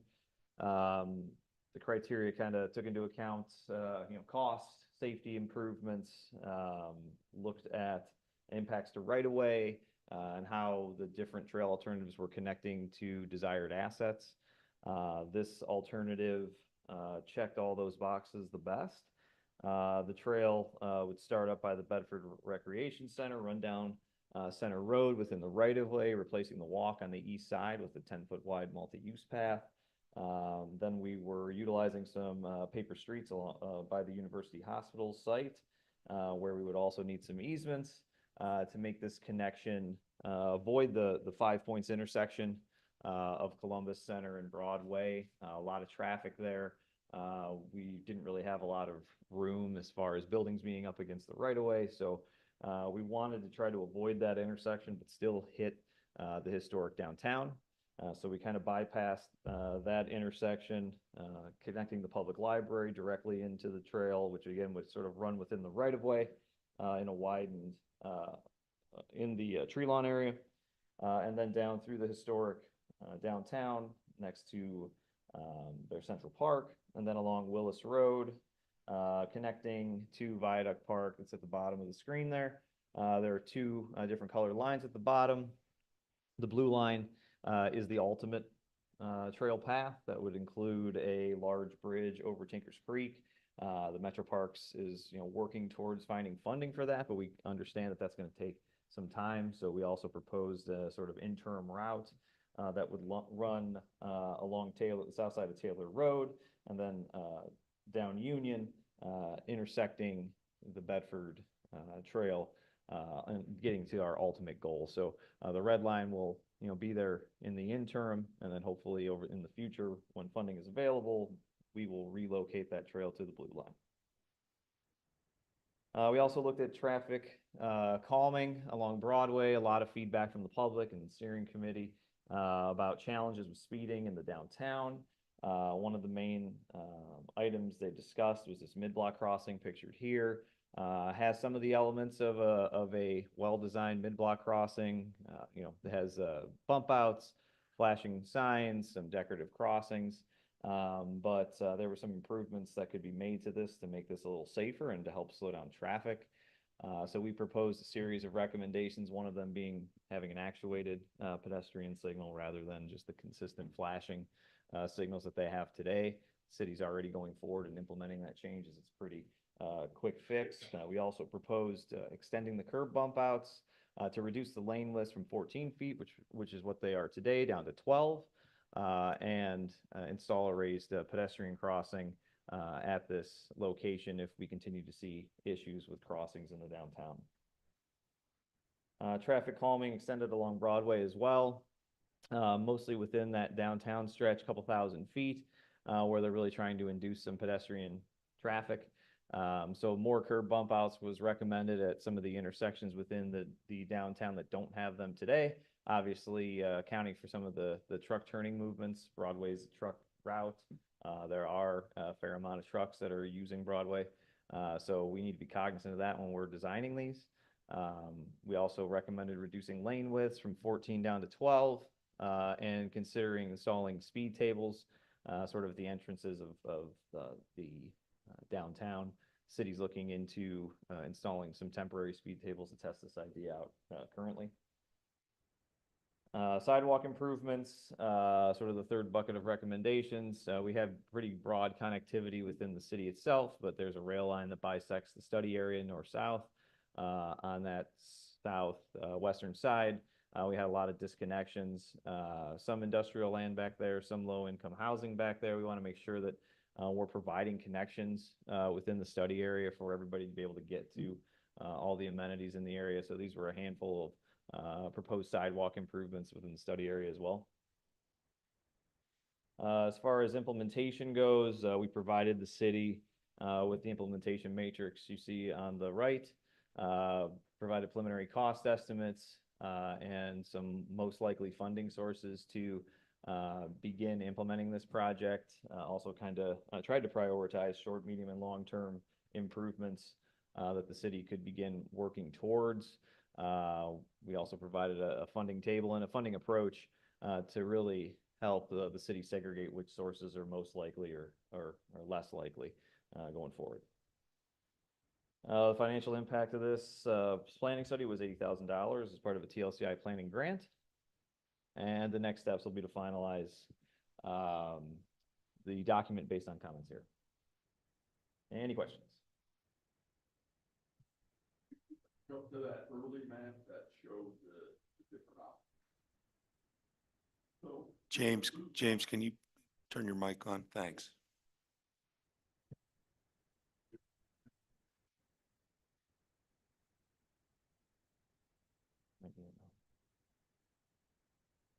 With the blue line, yeah, would it ultimately extend even further south than shown and cross Tinkers Creek to connect up with the dotted green line? Yeah, the little box that says talking, no, whatever that says they're talking, boardroom NOACA is blocking the rest of it. Yeah. Okay. It would definitely connect directly in. That's kind of getting cut off by that. I don't know how to get rid of that on my screen. Okay, thanks. Yeah, it's there.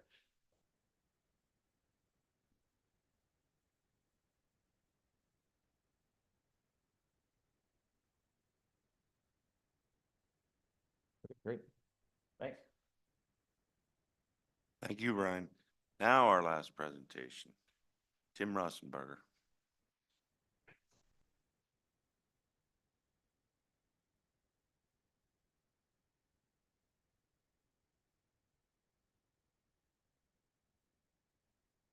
Tim Rosenberger at WSP, providing the final recommendations and finishing up the Reimagine Euclid TLCI project. No action requested, and recommendations were earlier versions of the recommendations presented at the November 2023 and May 2024. This is for your information. Just to give everybody a reminder of what this project's all about. It's taking a look at bus and pedestrian and bicycle improvements along 2.7 mile corridor from about East 105 or Stokes Boulevard all the way to Windermere Rapid Station. The streetscape improvements actually were extended and go all the way to Ivanhoe, the eastern city line of East Cleveland. And it's a pretty transit intensive area for rapid stations and 14 Healthline stations in this area. Here are our project stakeholders, NOACA and RTA primarily, but also City of Cleveland and East Cleveland, UCI, the County Land Bank, and we also worked with the County Planning Commission. We got input from MoDOT, from University Hospitals, from Case Western, and a number of other stakeholders in the area. We held some public meetings about the project back in 2023, summer of 2023, before we put together the initial recommendations. And what we heard then was support for extending the Health Line dedicated lanes, basically completing the Health Line as a dedicated lane project all the way to Windermere. We heard that bicycle and pedestrian accidents are a big issue in University Circle. They're very concerned about UCI, particularly very concerned about the relatively high number of pedestrian and bicycle accidents there. RTA would like to see the bus lane for Health Line configured so that bump outs like what we have in University Circle, where the curb comes out at the intersections into the roadway and protects the parking, would be in place all along the Health Line to bring the curb to the bus. So basically the Health Line buses would operate in a single alignment and wouldn't switch lanes as they're going down Euclid Avenue. We also heard from City of East Cleveland and from the Land Bank that streetscape improvements and putting in green space and sidewalk widening and things like that would be a help to their efforts in doing redevelopment. We've had some redevelopment projects take hold there over the last year or so. More are in the works. So we wanted to make sure that our recommendations would be flexible and help out with any redevelopment efforts that they have there.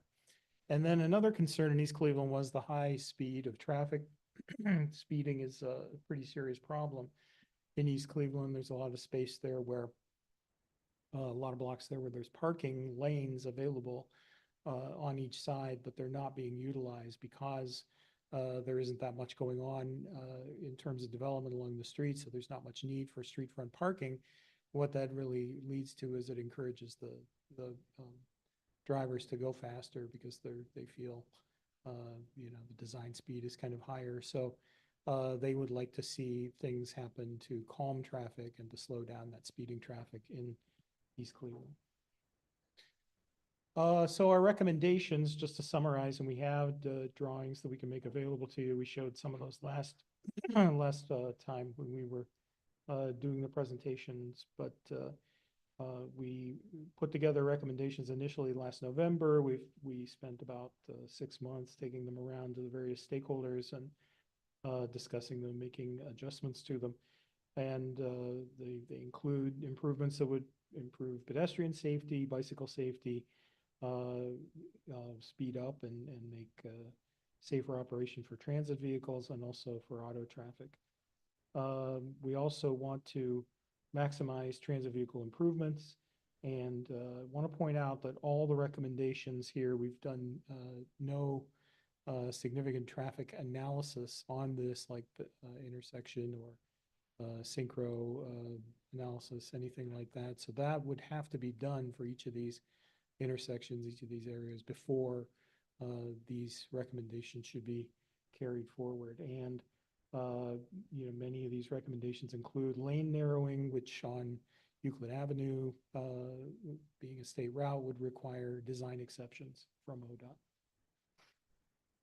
So some of the pieces, first of all, the dedicated bus lane, which is the thing that we were looking at the feasibility of in this. RTA's goal for bus lanes is a 12-foot lane with a 1-foot buffer to curb. So basically a 13-foot outside lane. In University Circle in the city of Cleveland, that is possible. There's space there that we could do the 13 feet, in some places more than 13 feet if desired.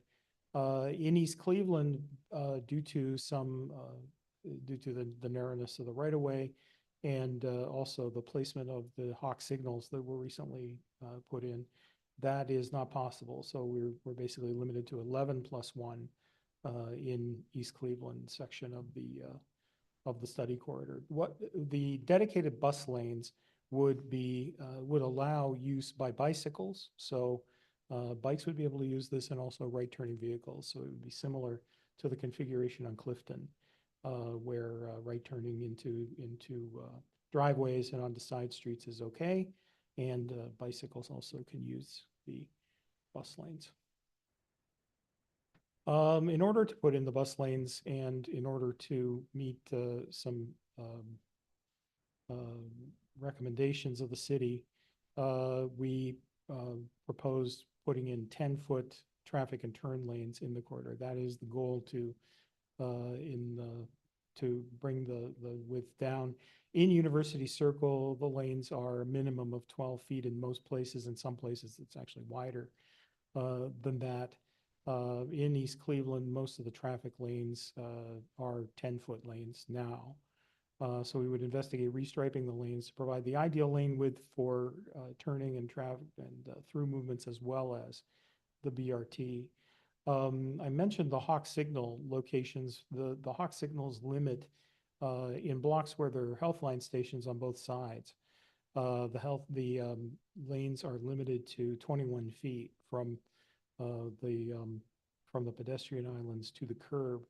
If we do 12-foot bus lanes, that would leave us with 9 feet. So we actually would have to cut a foot from each side of those pedestrian islands in order to get us to 21 or 22 feet and enough space that we could have 10-foot traffic lanes as well as 12-foot bus lanes.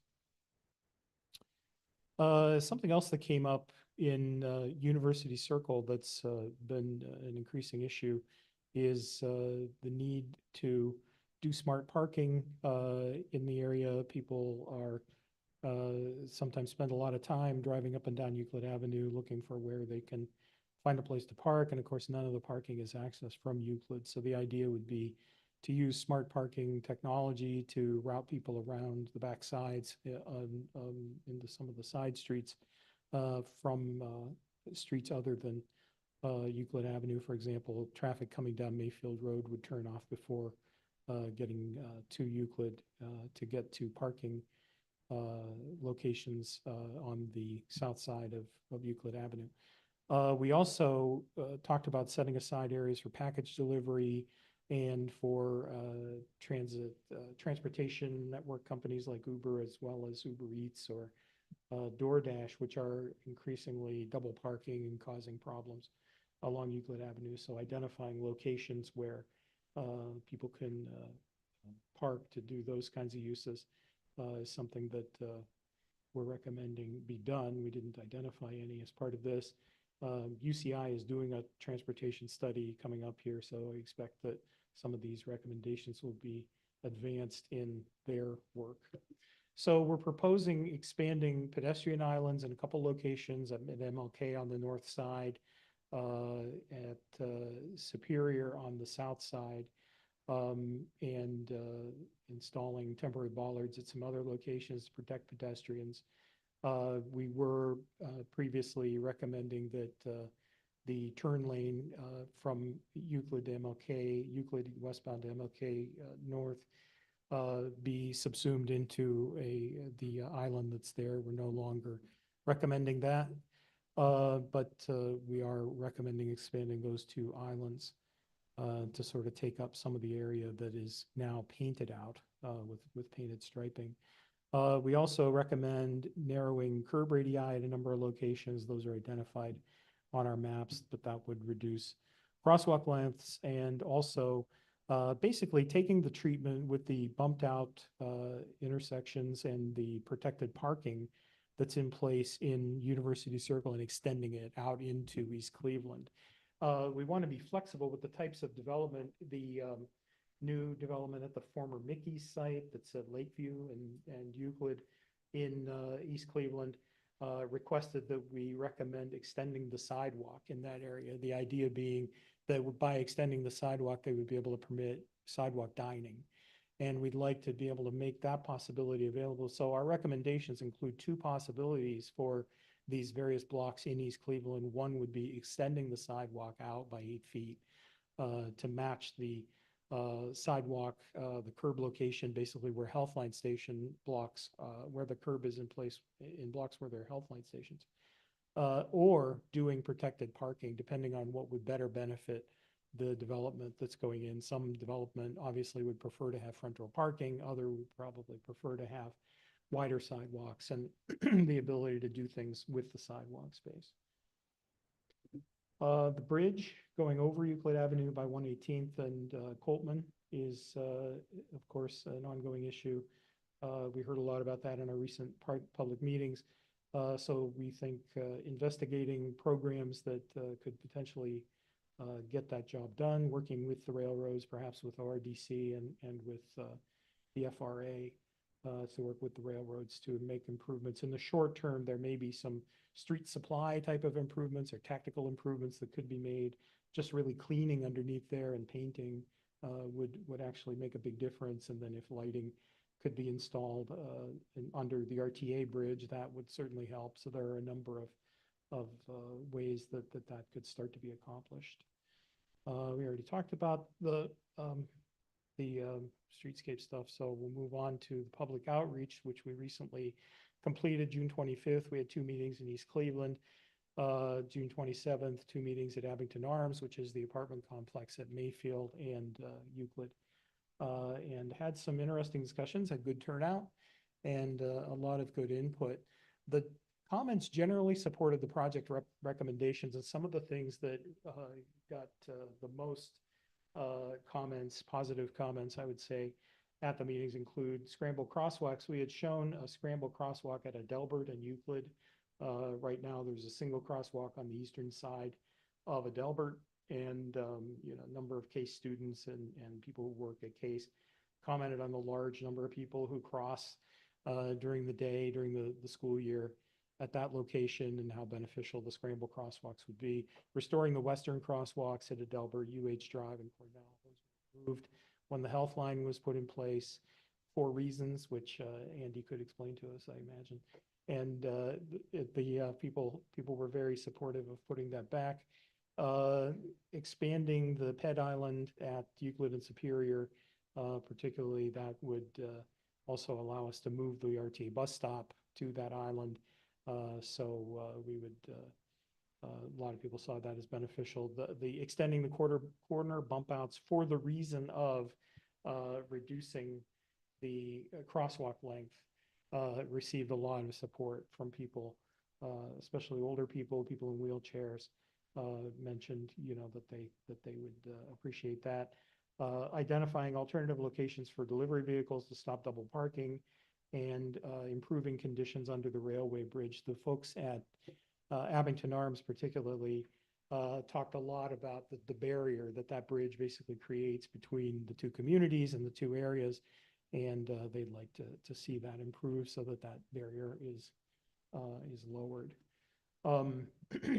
Several stakeholders and several members of the public suggested going further than what we had recommended in a number of ways, extending walk time at traffic signals. We were right there at Abington Arms. There's a lot of discussion about Mayfield Road, the Mayfield Road intersection, and the need for more time to get across there. They also thought that adding a scramble crosswalk there would be great, which I think would be a lot more complicated than trying to do it at Adelbert, but something that we took note of. Banning right turn on red basically everywhere. A lot of non-drivers here, and not a lot of folks who really do not care for right turn on red. We know that this was tried at Mayfield at Euclid westbound to Mayfield southbound several years ago, and the traffic blew up. The traffic actually blocked the intersection at Cornell, backing up. So the right turn on red had to be restored. But that's what we heard. Implementing additional measures to calm traffic. They generally supportive of the 10-foot lanes if that meant that it would slow the traffic down, and implementing measures to reduce or reroute general and truck traffic. Basically trying to get the truck traffic to use alternative routes whenever possible to avoid getting on Euclid. We're not recommending anyway, making any specific changes to our recommendations based on the public comments. They were mostly supportive of what we were saying, but we are proposing to include in our report the comments that we received on things like adding the second scramble crosswalk and putting in right turn on red, things like that. So implementation now moves into the ballpark of the implementing agencies, cities of Cleveland and RTA and ODOT and others, University Circle. They will be responsible for further planning, design, and implementation. Opportunities should be sought whenever possible to make the streetscape improvements as part of future resurfacing and reconstruction projects. I know that that sometimes happens, that we're able to make those kinds of improvements happen when the road is reconstructed or resurfaced. Some elements could be implemented in the short term as tactical planning pieces, like the street supply type of approach, you know, relatively inexpensively on a temporary basis to test them out and see how they could work. Funding, NOACA TLCI implementation grants are an obvious potential source of funding for this, as well as TRAC for some bigger packages of projects. And there are other FTA and other federal grant programs as well that could potentially be tapped. For this, FTA New Starts is the obvious approach for the health line improvements. If we just wanted to do a dedicated bus lane, that could be done relatively inexpensively with just signage and appliques and things that could put that into place. We could potentially also package some of the streetscape improvements in with a bus rapid transit type of project that's often done. So, you know, that could be an approach for getting quite a bit of this done, but that is a slow process and uncertain process. And RTA has, I think, a couple of other projects ahead of this one in going the New Starts route. As far as the improvements to the railroad bridges, ORDC and FRA grants are available to do things like that, and have been used in other places to make those kinds of improvements, and we would recommend pursuing those to make those improvements. That's my presentation. This was a $150,000 TLCI planning study, and final recommendations in conjunction with release of the report, which coming soon. Questions? Andy? Thank you, Mr. Chair. Thank you for retaining the signalized pedestrian crossing at Euclid and MLK.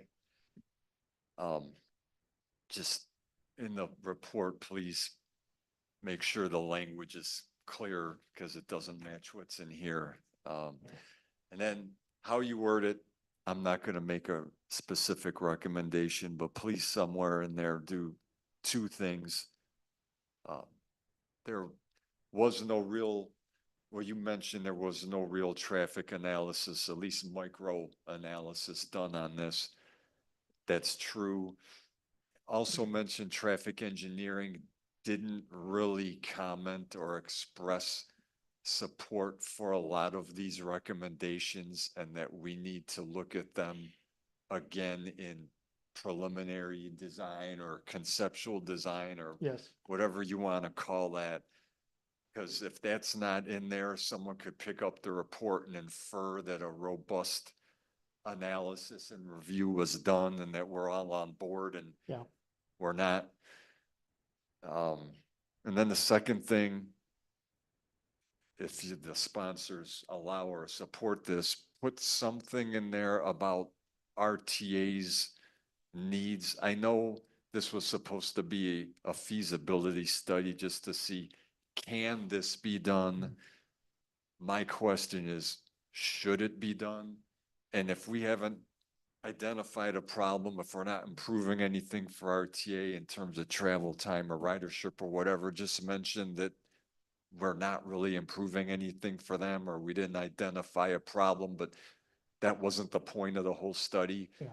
How you word it, again, you'll probably word it better than I would, but someone might think we're doing this because RTA buses are being delayed or they're exploding with riders and we have problems out there, but that isn't the case based on what we've seen so far.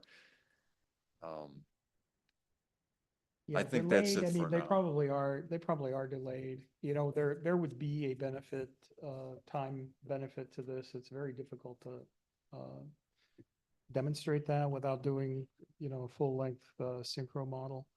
But you're right. I mean, it's that was not really the approach that was taken. So I think that could be something that would, you know, if RTA decides to take this forward into the new starts process, that would be something that they would look at in that process. And you know, depending on how that comes out, it could be a challenge to getting that funding source.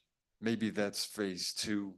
Is Oh, that yeah, it's there are definitely- a lot of trade-offs here. And I think the negatives are not by you, but by Well- the nature of the study are being undersold.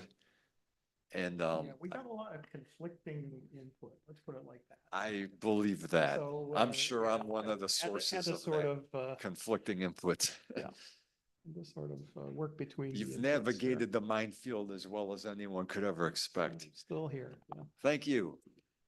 So, anybody else? Okay, thank you. All right, thank you. Moving on, are there any reports or updates? Hearing none, is there any old business? Seeing none, is there any new business? Andrew? You, Mr. Chair.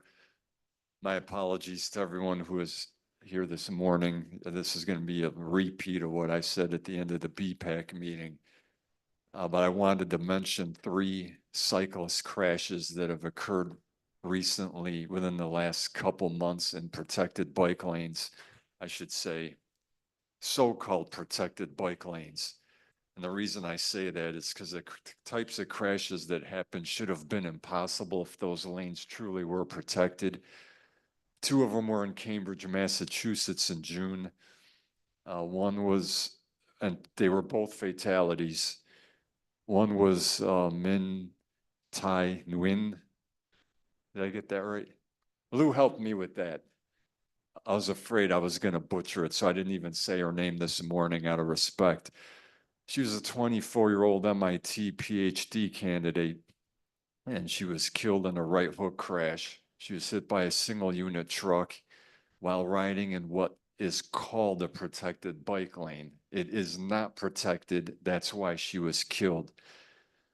Then a lady by the name of Ms. Kim Staley was killed. She's from Naples, Florida. She was killed in another protected bike lane. Now, in that one, the design engineers did make an attempt to separate right turns from the bicyclist through movement.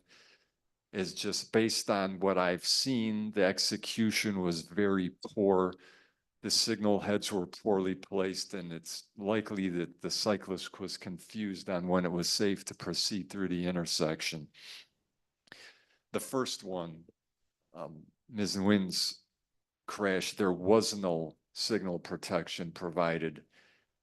Right turns were permitted on the same signal phase as cyclists were permitted to continue through the intersection. The third crash, thankfully not a fatal, happened in Seattle, but it was caught on a GoPro camera, and I recommend for everyone to go watch that crash so you can see why the city of Cleveland doesn't have any floating parking lanes on streets with junctions like uncontrolled driveways and intersections. When you Google search this, the way I found it, the story is titled "Seattle Attorney Pushes for Increased Safety Along Protected Bike Lanes." Sort of ironic, huh? You need increased safety on a protected bike lane? How does that even make sense? Anyway, that story was covered by King 5, NBC affiliate in Seattle. It's a less than 2-minute long video, but it's at about the 33-second mark. I can't remember if that's the moment of the collision or right before it, but you see it from the cyclist's perspective. And you see the angle at which the motorist is crossing the bike lane before the collision. The motorist did not have a chance to avoid that crash.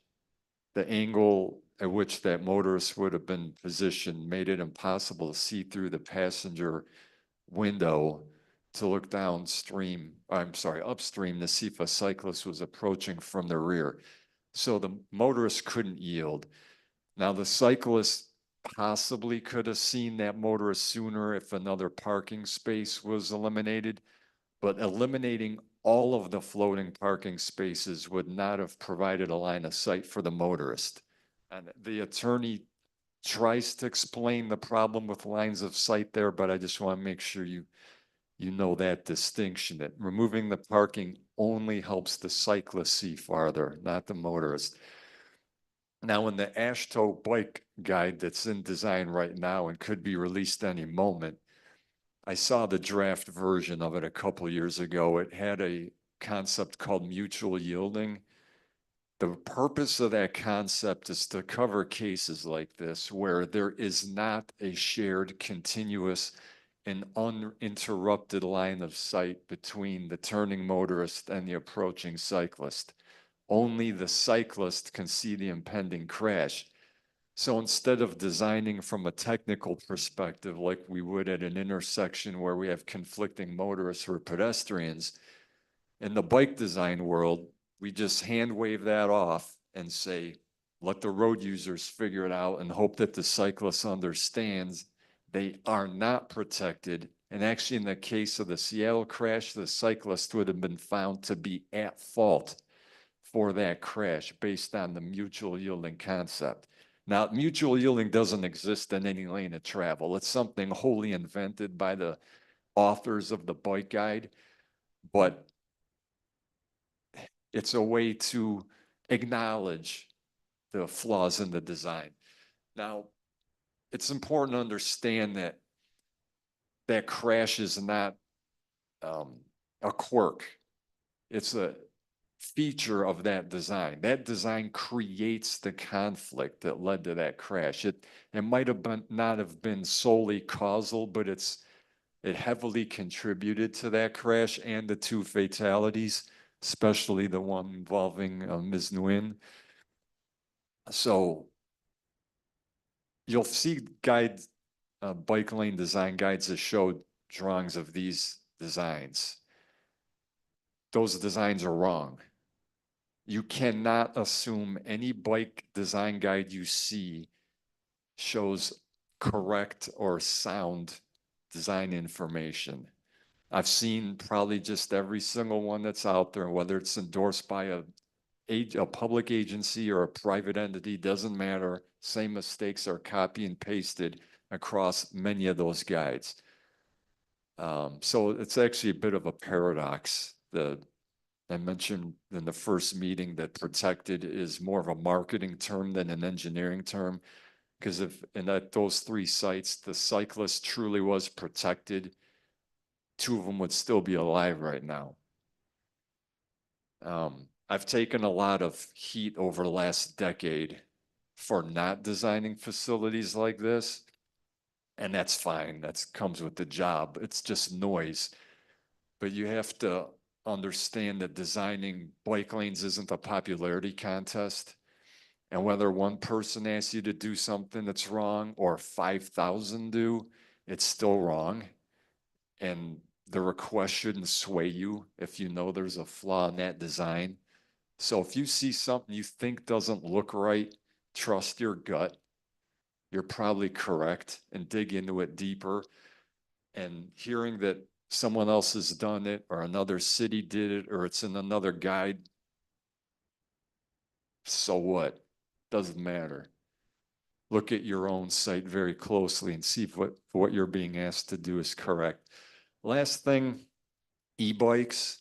When a lot of this guidance was developed over the last, say, 5 to 8 years, e-bikes were really in their infancy. In the last couple years, maybe 2-3 years, sales have exploded. Now that's relevant due to the speeds that are possible.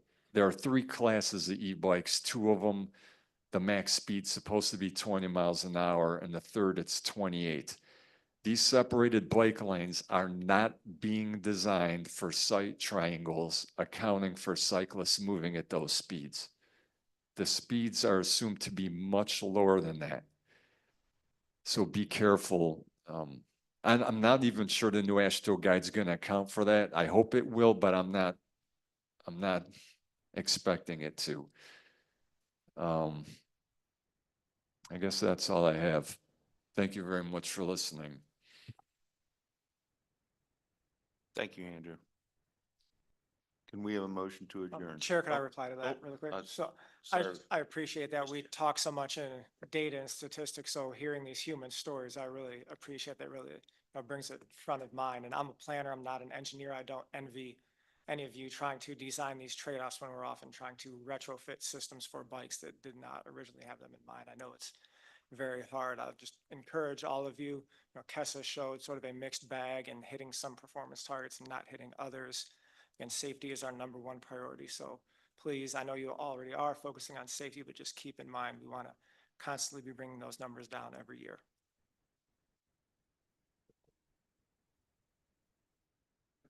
All right, any other new business? Okay, can I have a motion to adjourn? So move. A second. Second. All in favor? We are adjourned.